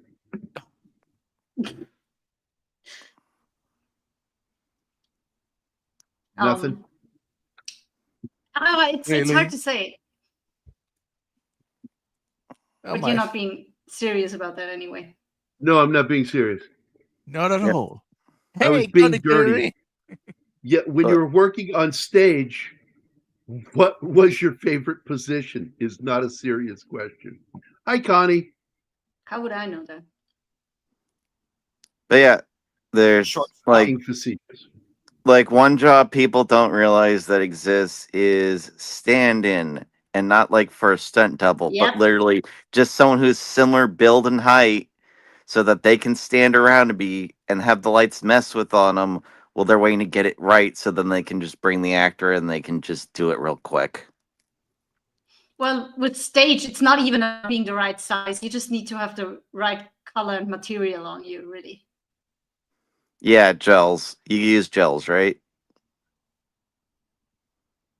I certainly hope so. I hate you, Gary. No, you don't, Shinosky. You only think you do. I remember learning how to shoot black and white film What? using a yellow filter and/or gel. That's one of the first things I remember in learning cinematography. Yeah, was there's shooting a black and white. There's a really good book on it called Painting with Light, which goes into I had that book. That's a great book. yeah, because the guy shows exactly what you do, why you're doing it, the different things. It doesn't like overly artistry. It's like this is a craft. I mean, it's an artful craft, but it's a craft nonetheless. This is the book. And present share screen. Painting with Light. It's over on Amazon. This is absolutely a foundation of anybody. When I was in film school, this was it. This book helped me learn so many things. Just this one book. Yep. It explains to you when to use filters and when to use gels, and why.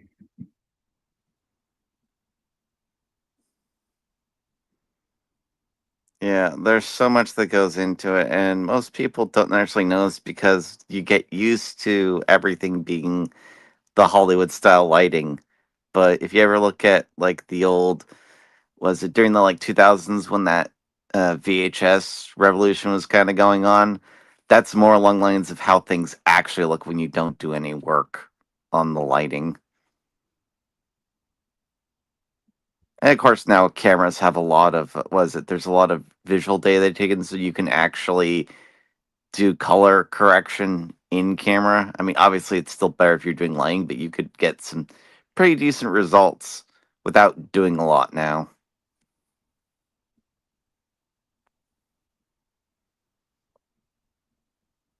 What I don't understand is why they have less limitations now, arguably what you can do, and yet the level of work, in my opinion, at least when it comes to things like lighting and some of these other things, aren't up to snuff most of the time. Like they've gotten too cheap with Well, making you've got things. this teal to orange thing they do now, which annoys the shit out of me. Oh yeah. That's It got why old quickly. all the blues look like they're teal, Yeah, it's and everything flesh colored is orange. yeah, because it's like it causes a good level of contrast. Yeah, it does. It also makes it look kind of like barf.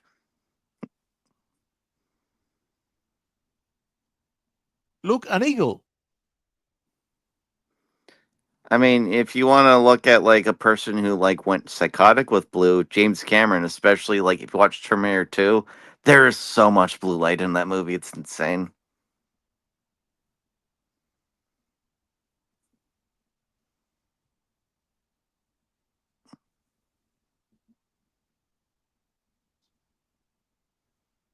I'm going to show you some images.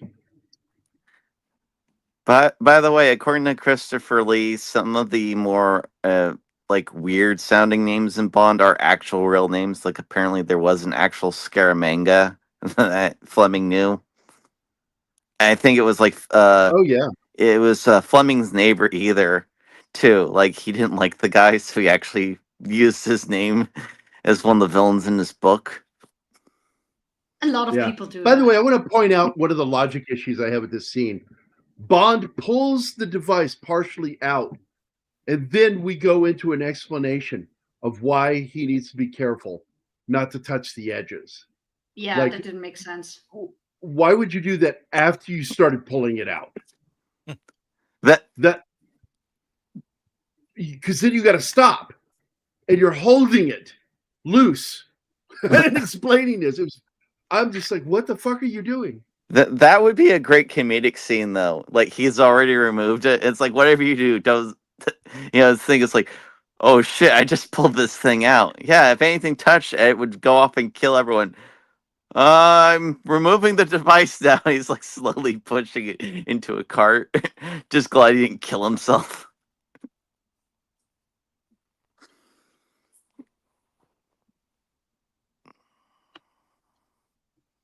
I'm going to show you two different films.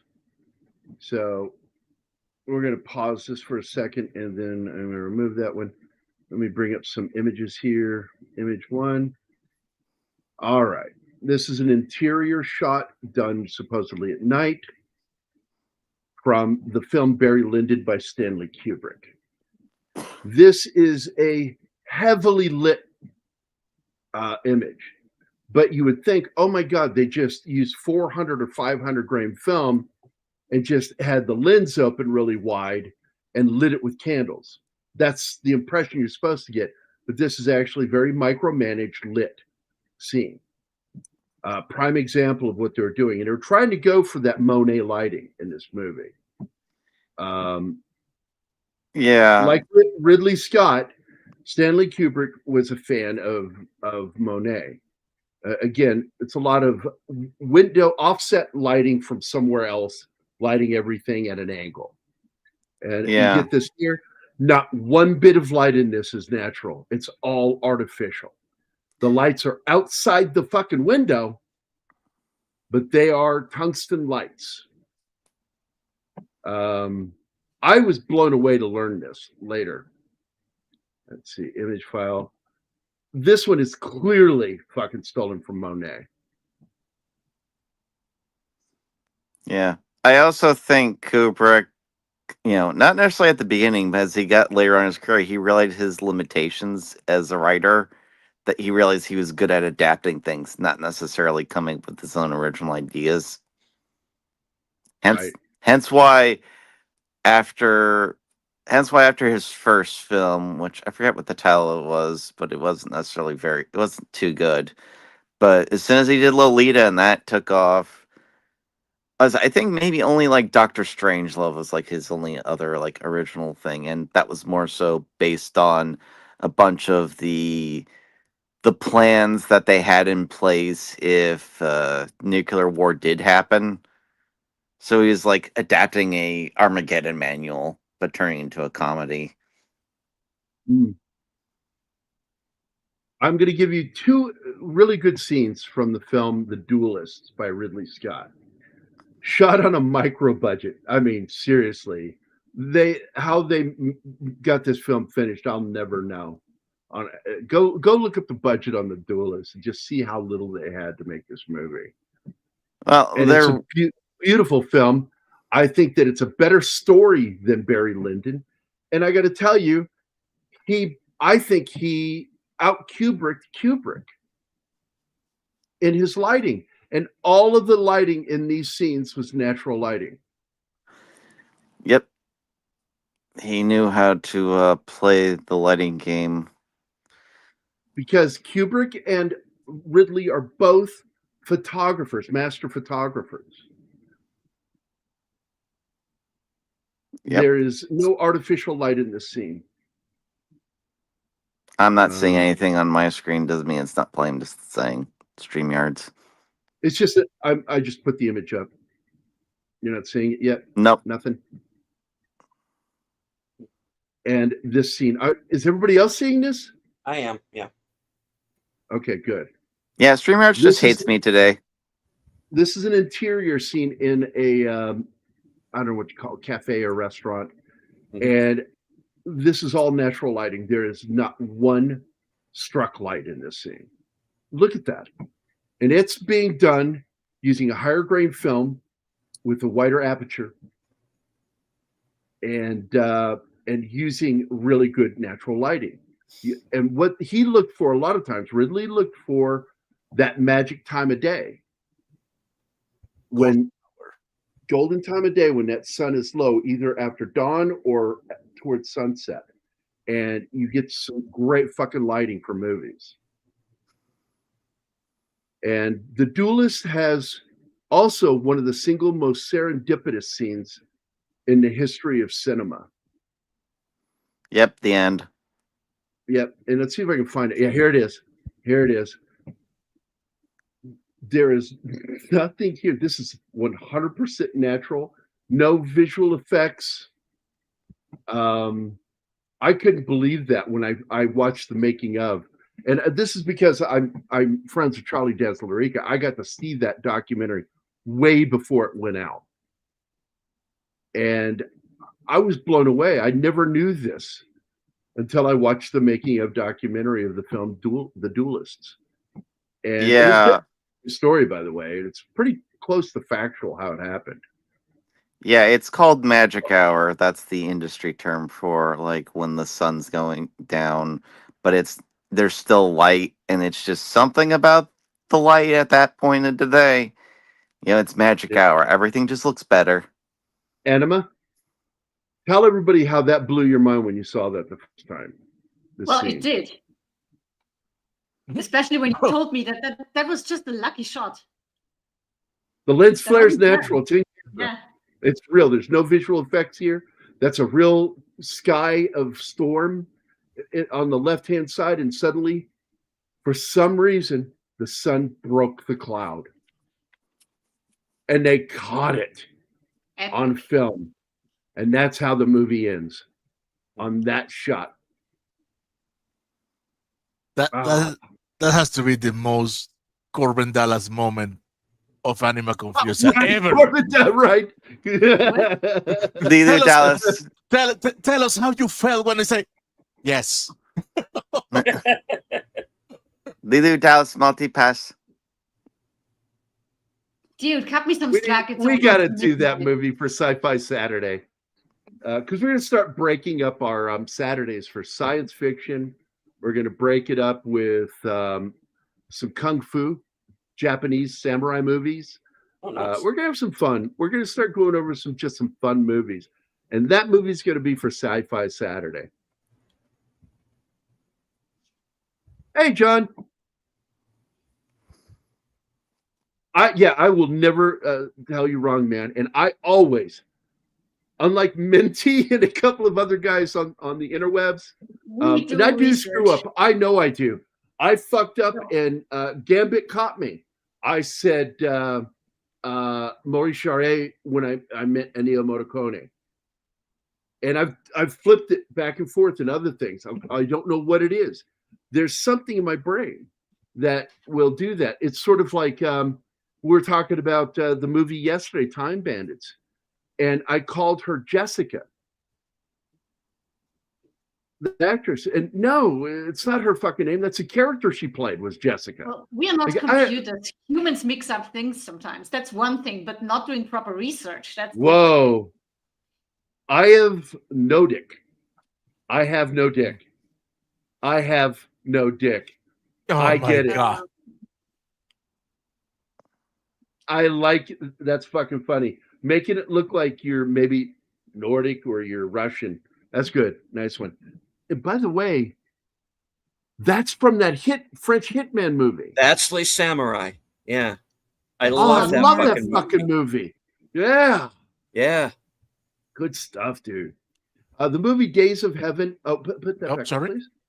1970. It was filmed almost entirely during Magic Hour or Golden Hour. Well, it's one of the reasons why they went over schedule and over budget, because he would only shoot at that time of day. Oh my God, man. Heads rolled after that fucking movie. What, man? Who would authorize that in the first place? That's insane. I don't know. That's Cimino that directed that.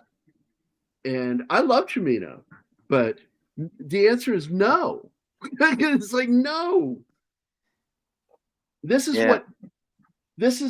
the downfall of George Lucas, is once he got to Return of the Jedi, he surrounded himself with yes men.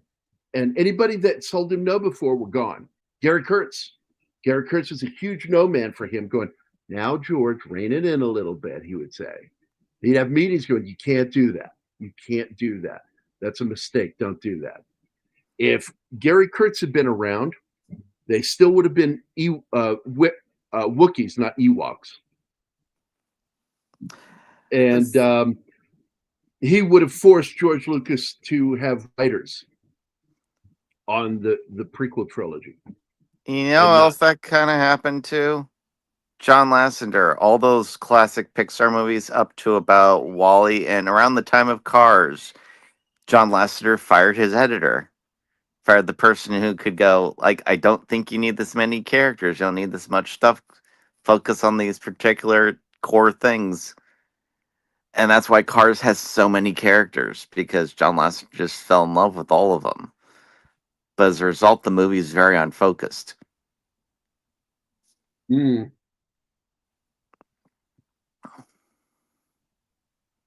Well, that's the problem. Directors get too big for their britches, and they forget how to be grounded in the filmmaking process.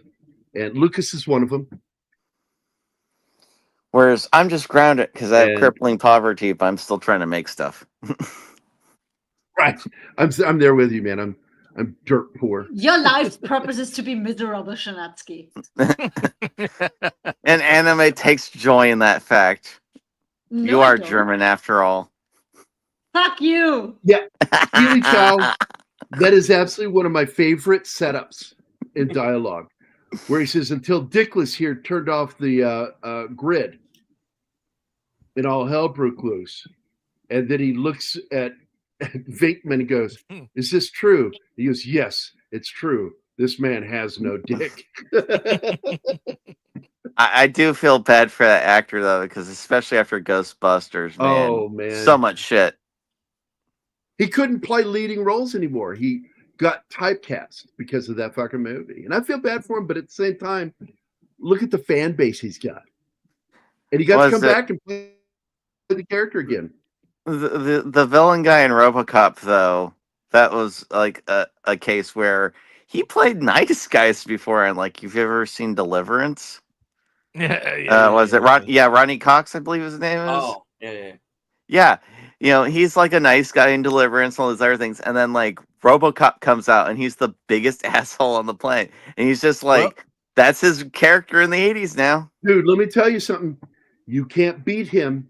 But then he's also in Beverly Hills Cop as a good guy again. Yep. So he was one of those guys. He's very versatile. But he was so good. That bathroom scene in RoboCop sold him as a bad guy. Yeah. Well, he fought for that character precisely because of that. Because he said, "I have always played good guys in my career. I need to play a bad guy at least." And he fought for that I can role. do it. And then he goes on to do Total Recall. That guy can do no wrong, in my opinion. We still got him. He's still alive, by the way. Oh my God, it's the Legion of Doom again. With legs this time. Look, yeah, it's a spider in the water. It's spider, yeah. It's arachnid Legion of Doom. By the way, it's not his first commercial picture. It is his first feature film. Yeah, and you can say that yes, it's his first commercial film because he did sell it to a studio, but it's his first feature film. All he did before that was short films and commercials. Yeah, I wish we had that Ridley Scott back. See, a person who plays good guys almost exclusively that I think should play a villain, I think if he did it right, we would get an Oscar finally for it, Tom Cruise. Because he can be a sinister motherfucker. Oh, let me tell you something. If you watch him in the movie Magnolia, he's not a nice guy. No. Oh, no, Interview with the Vampire. He's nasty. And when he shows up at his father's house and his dad is dying, something happens to him and you watch it mid-scene. And I tell people, if you want to see somebody in awe of somebody's acting, watch Philip Seymour Hoffman standing behind Cruise, watching his performance in this scene, because he's impacted by what Cruise is doing, because they didn't know what Cruise was going to do until he got on set and did that scene. And it is, I showed it to Anima. It's rough. It's a rough scene. It's hard on her because she's had to deal with that in her own life, that kind of moment, and it's so hard to deal with. But the fact is that just proves to you when people go, Tom Cruise can't act, I'm like, fuck you, he can't act. Yeah, he just likes being the hero too much. Not to. He likes action. He likes the action hero thing. It's quick money and it's fun. He wants to have fun, but he can, when he's pushed, fucking perform. And he actually did method there for that scene, and because he had just gone through this shit with his actual biological father, whom he had huge problems with. And that all came out in that performance. And I tell people, you want to watch a guy fucking act, watch him do that scene. Because he goes through so many different things, and he goes from being a villainous character, despicable, dislikable, to a hurt fucking child.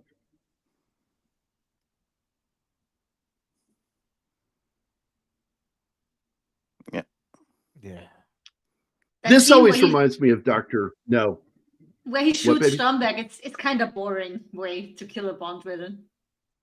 Look, I got to tell you, there were so many ways they could have done that to make it more interesting. Yeah. He wasn't Like, a very interesting villain to begin with. Instead of at least ducking let out him of the go way with that. round, instead of ducking out of the way, that before he can fire that explosive spear, he shoots down to the end, exploding the spear in Stromberg's face. That would have been far better. It just was dumb. Like, why did you even feel the need to do that? Why did you put your gun into the tube at all? What's the point of that? Because then he gets right up and he shoots him anyway. Like, Yeah. you're going to do that anyway. To What shoot was the him in point the of the tube? balls. That is why. You could have done that under the table. The putting it in the tube was weird. You know, it was just weird because you don't know. Maybe the thing that's on the other end, that spear gun, might stop your bullet, because that is a Walther, by the way, not a very big fucking round. It's a lady's gun. I always thought that was stupid. It was like he should have shot before the spear. You should have seen Boba Fett. I mean, not Boba Fett. What's his name? Han Solo shoots first. Greedo. That's the scene. Is you see him, he knows, Bond knows he's going for that fucking spear gun, and he fires and it just explodes. I'm like, that would have been the point. And why shooting down the tube? Or feed him to the sharks. Like, it'd be a fun thing. He throws him in and just hits him in the leg with the spear gun. The sharks get him anyway because it's no, not the Americans are ready to blow the Hold whole on. thing up, so the sharks get him anyway. Yeah. Let me address this. That's not true. He was fine with guns. He was military. He served. He was very good with the gun. He didn't done like with them. guns. He was done touching them. He didn't want anything to do with them. Yeah. And it was hard for him to do films. And he did films with them. Like, what's that movie with Lee Marvin? Run with the Devil? Was that the name of it? It's a World War II film where they got to destroy a German paddle boat in World War One. And very good film. Again, fucking guns all over the place. He does it. He preferred not handling guns. He'd had his fill carrying them in the military. Didn't want to deal with them anymore. The thing he wasn't good at was fighting scenes because they are so stiff and just not good. He's not a very good fighter. No. I'll tell you another guy who sucks at fighting. And it's Ford. going to shock everybody when I say it. Harrison Ford sucks at He fighting. can't throw a punch. I think he did one good punch in his whole career. That was believable. The punches that look the best when he throws them are the ones that are staged by the stuntmen. Like he does the John Wayne punch in the scene with the alley in Raiders of the Lost Ark. That's the one I mean. That one looked good. Everything else. Where the camera's behind him and he throws the punch right into the guy's face. That was solid. But he has a tendency, when you see him side shots throwing punches, they look terrible. It's terrible. He telegraphs like crazy, and there's no power behind him. Nobody taught him how to throw a proper punch. I still want Walther PPK. Oh, no, look, man, I'm a big fan of it, but it's not a high caliber weapon. It's not a powerful gun. And that's why that scene just made no sense to me of him doing that. Now, this again was a scene where originally Jaws was supposed to die. Mm-hmm. And they couldn't have him die. They couldn't have him die.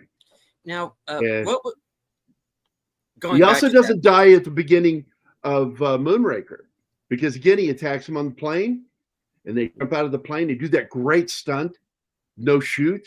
Oh, that was They crazy. realized they have a very likable character in him, so they couldn't afford to get rid of him. And then he becomes a good guy because he meets a girl. And this is where the Mandela effect comes in, because I remember her with braces. That Stephen was part wanted of to his say attraction something. to her. Oh yeah, the going back to the scene where Jaws bites the shark, which I guess is the scene we're up to now. Now, what would you refer to that as, Stephen? Please help me here. Dad joke, please. Dad joke. He took a bite out of crime. No. Come on, Stephen. You got this. I so don't. It's a man eating shark. Oh, Jesus. Okay. Yeah, don't worry. I didn't get it either. He had to explain that to me. He got it. I get it. Everybody got it. You right. can't He's see it, American. but several parts of my body are twitching in pain. All right. We all hostages here. Speaking of man-eating shark, there's also an Italian zombie movie that has a scene in it where a zombie bites eating a shark. Yeah. Was that movie before or after this? Which one was first? Oh, I shit. think it was after, because that was the unofficial Dawn of the Dead sequel, and like Dawn, that was like, I think, was it 78? It was later. It's Yeah. directed by Lucio Fulci, Lucio Fulci, 1979. Yeah. That movie is absolutely an exploitative movie. There's nothing good in that movie. Pure pulp. No. The only thing that's kind of nice is the end shot where you see zombies going across the bridge to New York, Yeah. which has nothing to do with the actual story of the movie. No. That's why it's fun. It makes no fucking sense. But you're with it the whole time. It was okay, whatever. Go with it. Here's the sad part, though, that concept of doctors actually working on trying to, zombieism could be a really cool movie. Just not done by an exploitive Italian director.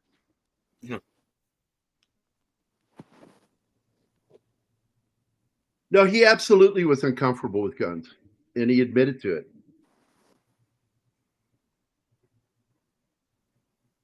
And I don't think it was a political thing or a social construct thing. It was just simply he'd been around him and never felt comfortable with them. And there it is, the escape pod. Yep. And somehow she's in this fucking outfit with the titties all out. Well, Stromberg put her in that when he captured her. I know for what reason, I'll never understand. Maybe he No, won't I escape don't- with her. I mean, why is this a sex room? It's an escape pod. Why is it a sex room with champagne? Makes no sense. It makes no sense. It's That James ending Bond. is goofy. Yeah. I do like the fact that there's this moment where he wonders, "Oh, are you going to shoot me?" And then she shoots the cork off the top of the bottle. Yeah. Yeah, there you go, Keely Chow. Hello, nurse. There you go. She just should have said, "It's like, no, I'm just gonna pop your top." I like that. Yeah. Pop your cork. Yeah. No, just pop your cork, darling. I don't think Jaws eats the shark. He just kills by biting the neck. Gambit. Yeah. Yeah. He eats one of the sharks. Yeah, he just bites it. Oh my God, Jaws ate Jaws. Yeah. Yeah.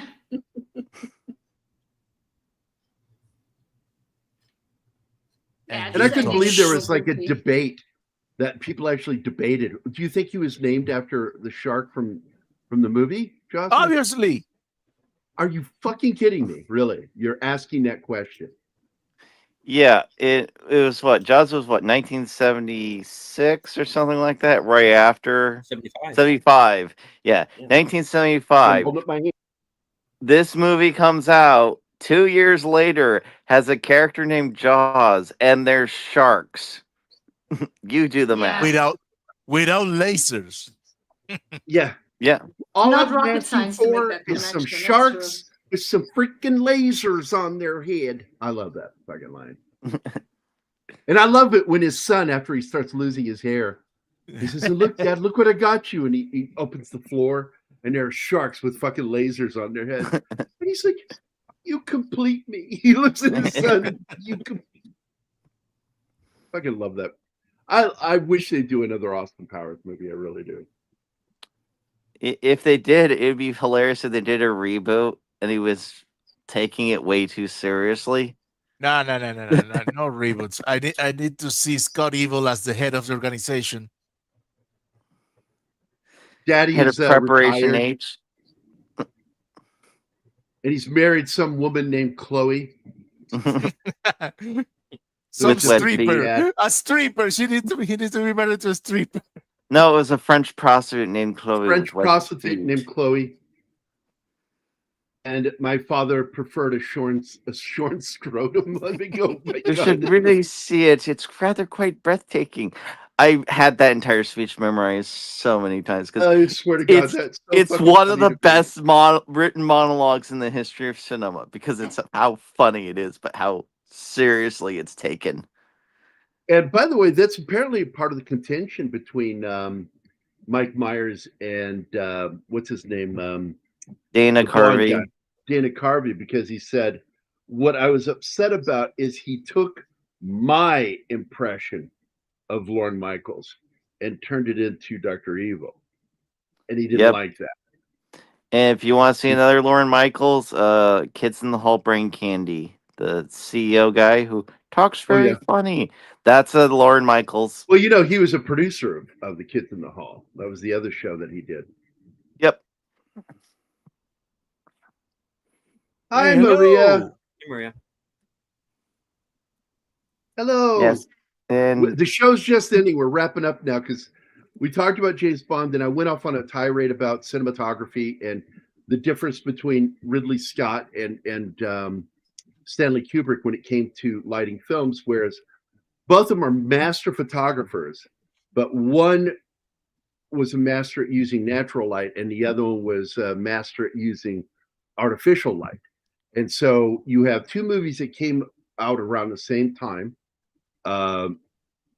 Stanley Kubrick's Revolutionary War film. I just forgot his fucking name. Barry Lyndon. And you've got The Duelists. And as much as I enjoy watching Barry Lyndon, it's too fucking long. And it doesn't have really what I refer to as a solid story. It just sort of like a bending river just kind of flows around. the And Duelist, meanwhile, is a Conrad adaptation. So it's a straightforward telling of a book. It was actually based on the book The Duelists. And it's a short story.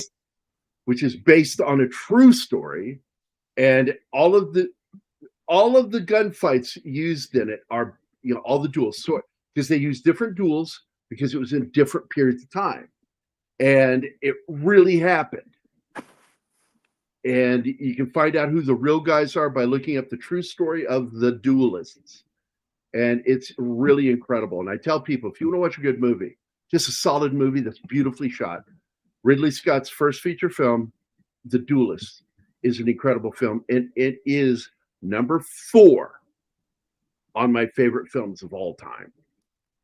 If you did the actual historic one, you could almost do a damn TV series on it because that's how much the guy was obsessed with dueling. The one guy, like I think they fought, if not dozens, maybe even hundreds of duels. It's just an absurd story.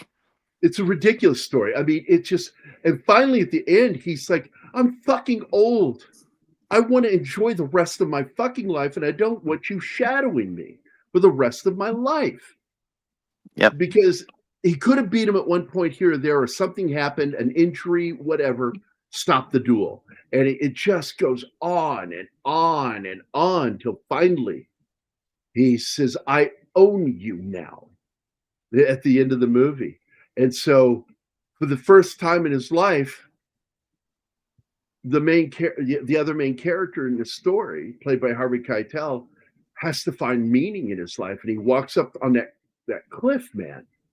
Oh my God, that scene just blows me away every single time. And here, Marie, let me show you the image. This was so serendipitous because Ridley set the shot up, and there were storm clouds in the sky, and it was nearing the end of the day, and all of a sudden, while they're filming, the sun broke the clouds, and this happened on camera. And that is the last shot of the movie. I love the way he phrased that at the end. It's like, from now on, You are a dead man, and you will treat me as such Yep. in all of your affairs. And this is all he's had for a while, ever since Napoleon lost. His career was over. And so all he had was this passion for this fucking duel. Oh, it's fucking ridiculous, dude. It's ridiculous. By the way, I want to point out again at the end of this movie, into which James Bond will return in For Your Eyes Only, which was the intended next film until Star Wars happened. And it happened the same year as this movie. And Cubby Broccoli said, we have to make a sci-fi James Bond. And so they picked Moonraker, which makes the second Bond film to be made from the title of a book with nothing from the book really in the movie. And this was the first one to do that. And then the second one is Moonraker. And then Daniel Craig made one movie based on a book, and the rest of everything Daniel Craig made, not from the books. Nothing's from the books. I mean, if you're adapting the books, it's basically an HBO series. Well, that's what Keith and I have said for a long time, is that Netflix or Amazon, now that Amazon owns it, they need to do a series of the John Gardner books, the older Bond, because the Gardner books are really fucking good. In fact, that car flipping scene in Casino Royale is straight out of a scene from one of Gardner's books.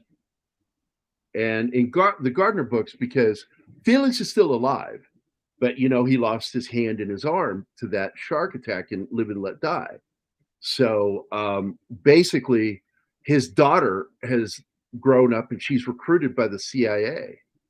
And she ends up working directly with Bond. And I think it's great. He gets to work with the second generation Leitner. Oh, God, Sander.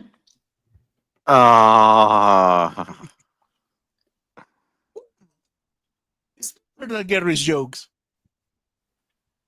Well, Gary's allowed to tell dad jokes because he's a dad. So Are you a dad, Sander?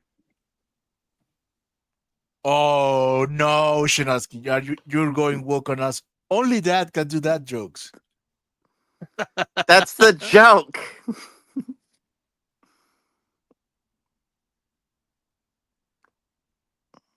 Hold on a second. There was something I'm thinking about earlier. Where is it? There it is. Oh. Marie, I think you find this funny because I love Gina Carano. I'm a big supporter of Gina Carano. And I made this post yesterday, and it got some laughs, where I said, this really is the way Gina Carano pile drives Disney over Mandalorian firing with settlement and job offers. I wrote, that's the way you do it. Fuck them right back, get paid for it, and make them want to return for more. Wait, that did not sound right the way I said that. It should make me That's prostitution. That's prostitution. Yep. She is the highest paid actress in all of Star Wars now. Probably. Well, I'm hoping that this means that Jon Favreau is going to get to do his that Marshals series he wanted to do, where she would go off and have adventures. Rangers of the New Republic. That's it, Rangers of the New Republic. I don't know if that'll ever happen. I don't know.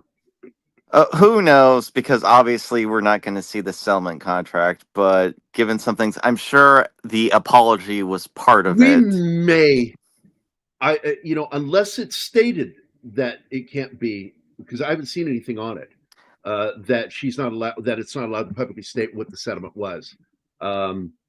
We may find out what the settlement was financially, and I'm going to expect that it was really good. Eventually, because usually there's like case in point with Cameron and Terminator, when Harlan Ellison sued him, there's a stipulation of a period of time where he's not allowed to talk about it. So we'll probably eventually hear it, but there's probably a point where, as part of the settlement, neither party can talk about what happened for probably like 5 or 10 years. That does happen quite often with the settlements. But I haven't heard anything about it, so I don't know, buddy. I just don't know Gary, right are now. we going to Yeah. talk about this movie? People really want it, it seems. I'm in another screen, so I don't know what you're talking about. What are you talking For your about? eyes For only. your eyes. What are we Yeah, going to talk about? For Your Eyes Only? That's on the Yeah, list. that's Yeah. next, right? Well, I don't know. What do you think? Ah. But I haven't seen Now, that I yet. do find it interesting that the pistol is aimed at her, like past her thigh, not at her Yeah. crotch. No, that's where his eyes are facing. Yeah, he's aiming with his eyes, not with the gun. And if I made a porno version of this, it would be For Your Pies Only. Oh, Ah, I was gonna joke. Your thighs only. Oh, somebody is good please too. end the show. Save us. No. The Yeah, punishment you guys So will have- there's your- you guys continue don't know till that, we're but all approves. we are not allowed There's to your be on answer, camera, John. so we can't blink twice for save us. That's right. So y'all fucked. No, John, we will be doing For Your Eyes Only next week, buddy. And once we're done with the run, what we're doing right now is I'm saying the best 2 or 3.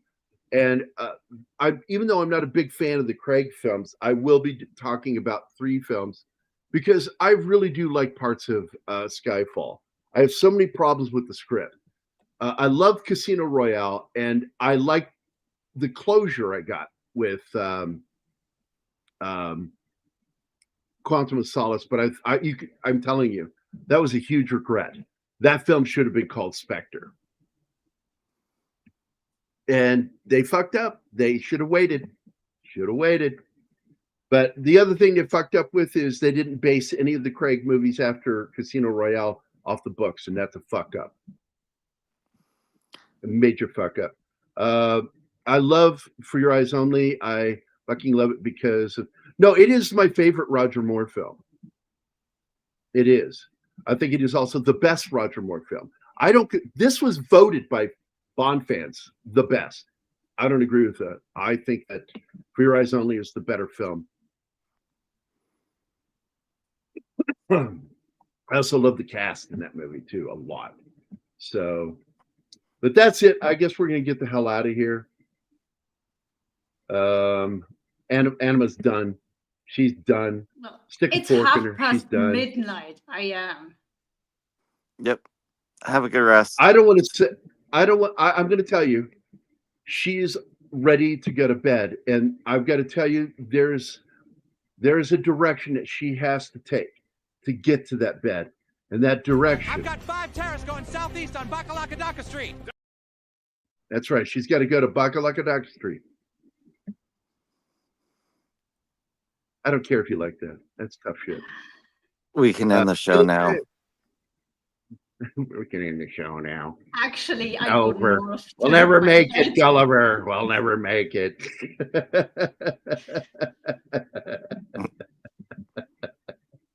All right, guys, we're the hell out of here. I hope everybody had fun. It was a fun show. I love talking about James Bond movies.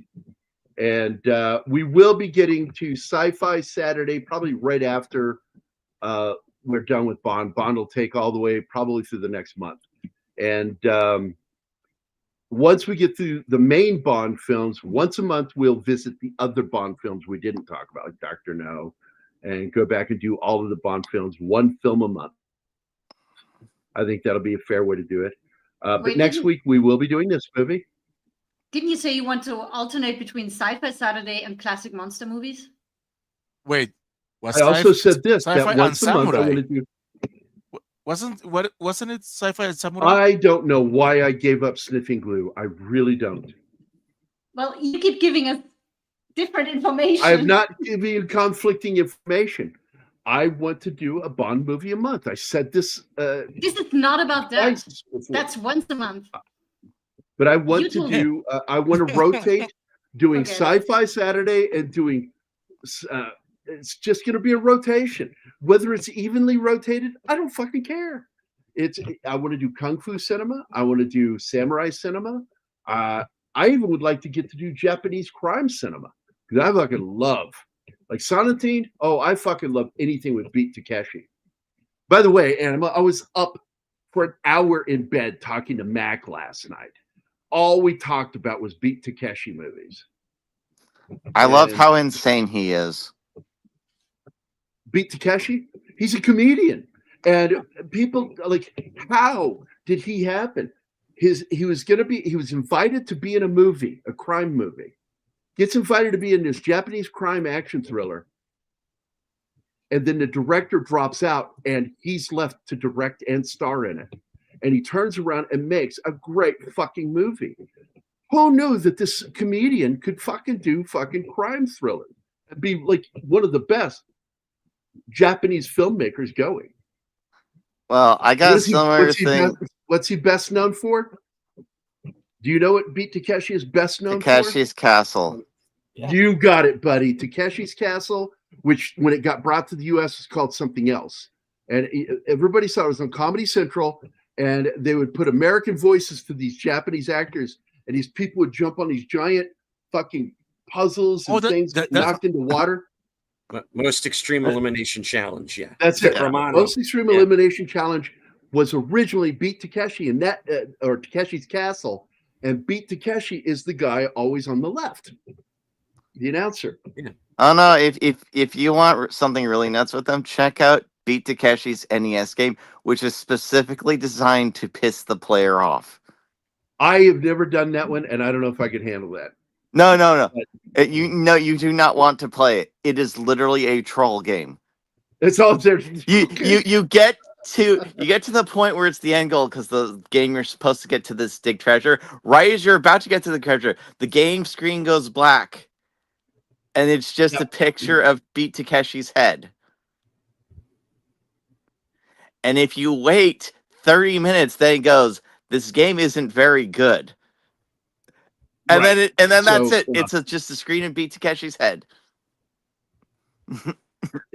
So podcasters should do what they want. No, I agree with you. This becomes work when I'm doing stuff that I don't enjoy doing. And that's why I like doing what we're doing. I couldn't do the after Mikey died, Mikey Sutton. I couldn't do the news talk. You'll hear me talk occasionally about things because I still stay in the know. I talk to those guys, but I'm just not interested. We get enough people talking about it. I want to talk about something I love to talk about: movies and television. And one of Anima's of my favorite things to do is hang out and watch movies and TV together. That's date night. Just hanging out watching fun shit. Every day, actually. Yeah. We hang out and watch stuff. That makes me happy. I just love watching movies and talking about them and TV shows, good TV shows. By the way, Sci-Fi Saturday likely won't. No, it will not start until we're done with this run of the best Bond films. And it's hard for me to say that with Craig, but I will say the best 3 Bond films with Craig are the first 3. After that, I just fucking unbearable. It's fucking unbearable. With moments of awesome, unbearable. Killing Felix Leiter fucking pissed Keith and me off. Moments are not enough for me to watch a movie. Talk about the movie news that interests you. The movie news I want to talk about is fucking movies. And by the way, next Saturday, we will be talking about our review. We'll do our review. Shinatsky, Martin, and I, and maybe somebody else. I don't know who will join us. Next Saturday morning, we'll just talk for an hour. And we're going to give our reviews. I'm going to hint at it right now. One of us didn't like it. Oh? One of us didn't like it at all. I don't know who. Oh, we all have to wait until next Saturday to find out which one of us hated that fucking movie. One of us hated it. I'm not going to say who it was. So, and now everybody thinks it's me. We're going to get out of here. I don't even know what the movie is. All right. We're going to be talking about weapons next Saturday. Yeah. We're going to do a 1-hour review of weapons. You know that thing Roger Moore doesn't like. Yeah, weapons. No, you should say the time too, Gary, because that's going to be the 11 a.m. If we do a show Saturday mornings, it's always going to be a 1-hour show at 11 o'clock in the morning till noon.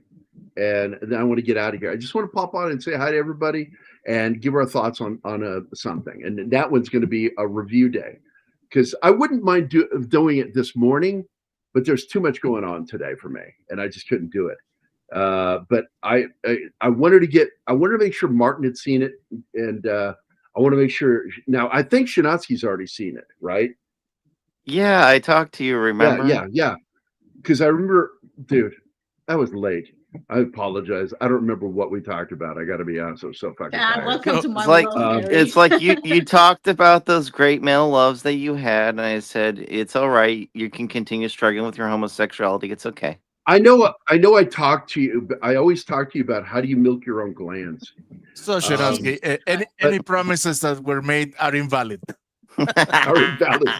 But Deleted says he will see it this week, so he can join us next Saturday. Yeah, we that's can do fine. Okay. we can do a hoping to little go tonight, review. yeah. We're not going to do long. We'll make it all quick and concise and get to the point. No spoilers. But we will tell you whether we liked it and if we felt that it pulled off what it needed to pull off in the storytelling process. And you really want me to watch it, right? No, I don't. I told you the whole story so you don't have to. Anyway, Okay. we're out of here, guys. Love y'all. Have a Peace. great See you Monday. Saturday, and we will see you again Bye. on Monday for a little movie about a guy trying to pick up his kid over the weekend called Yeah. Taken. And and they go on an adventure in Paris. That It's a Disney that's the movie. problem Liam Neeson has. Everyone's always taking his stuff. I know. Sorry, guys. We're trying to end the movie. Well, we're waiting. All right, I'll end it there. All right, guys. We'll see you on Monday. Have a happy weekend. Bye, guys. Bye. Bye.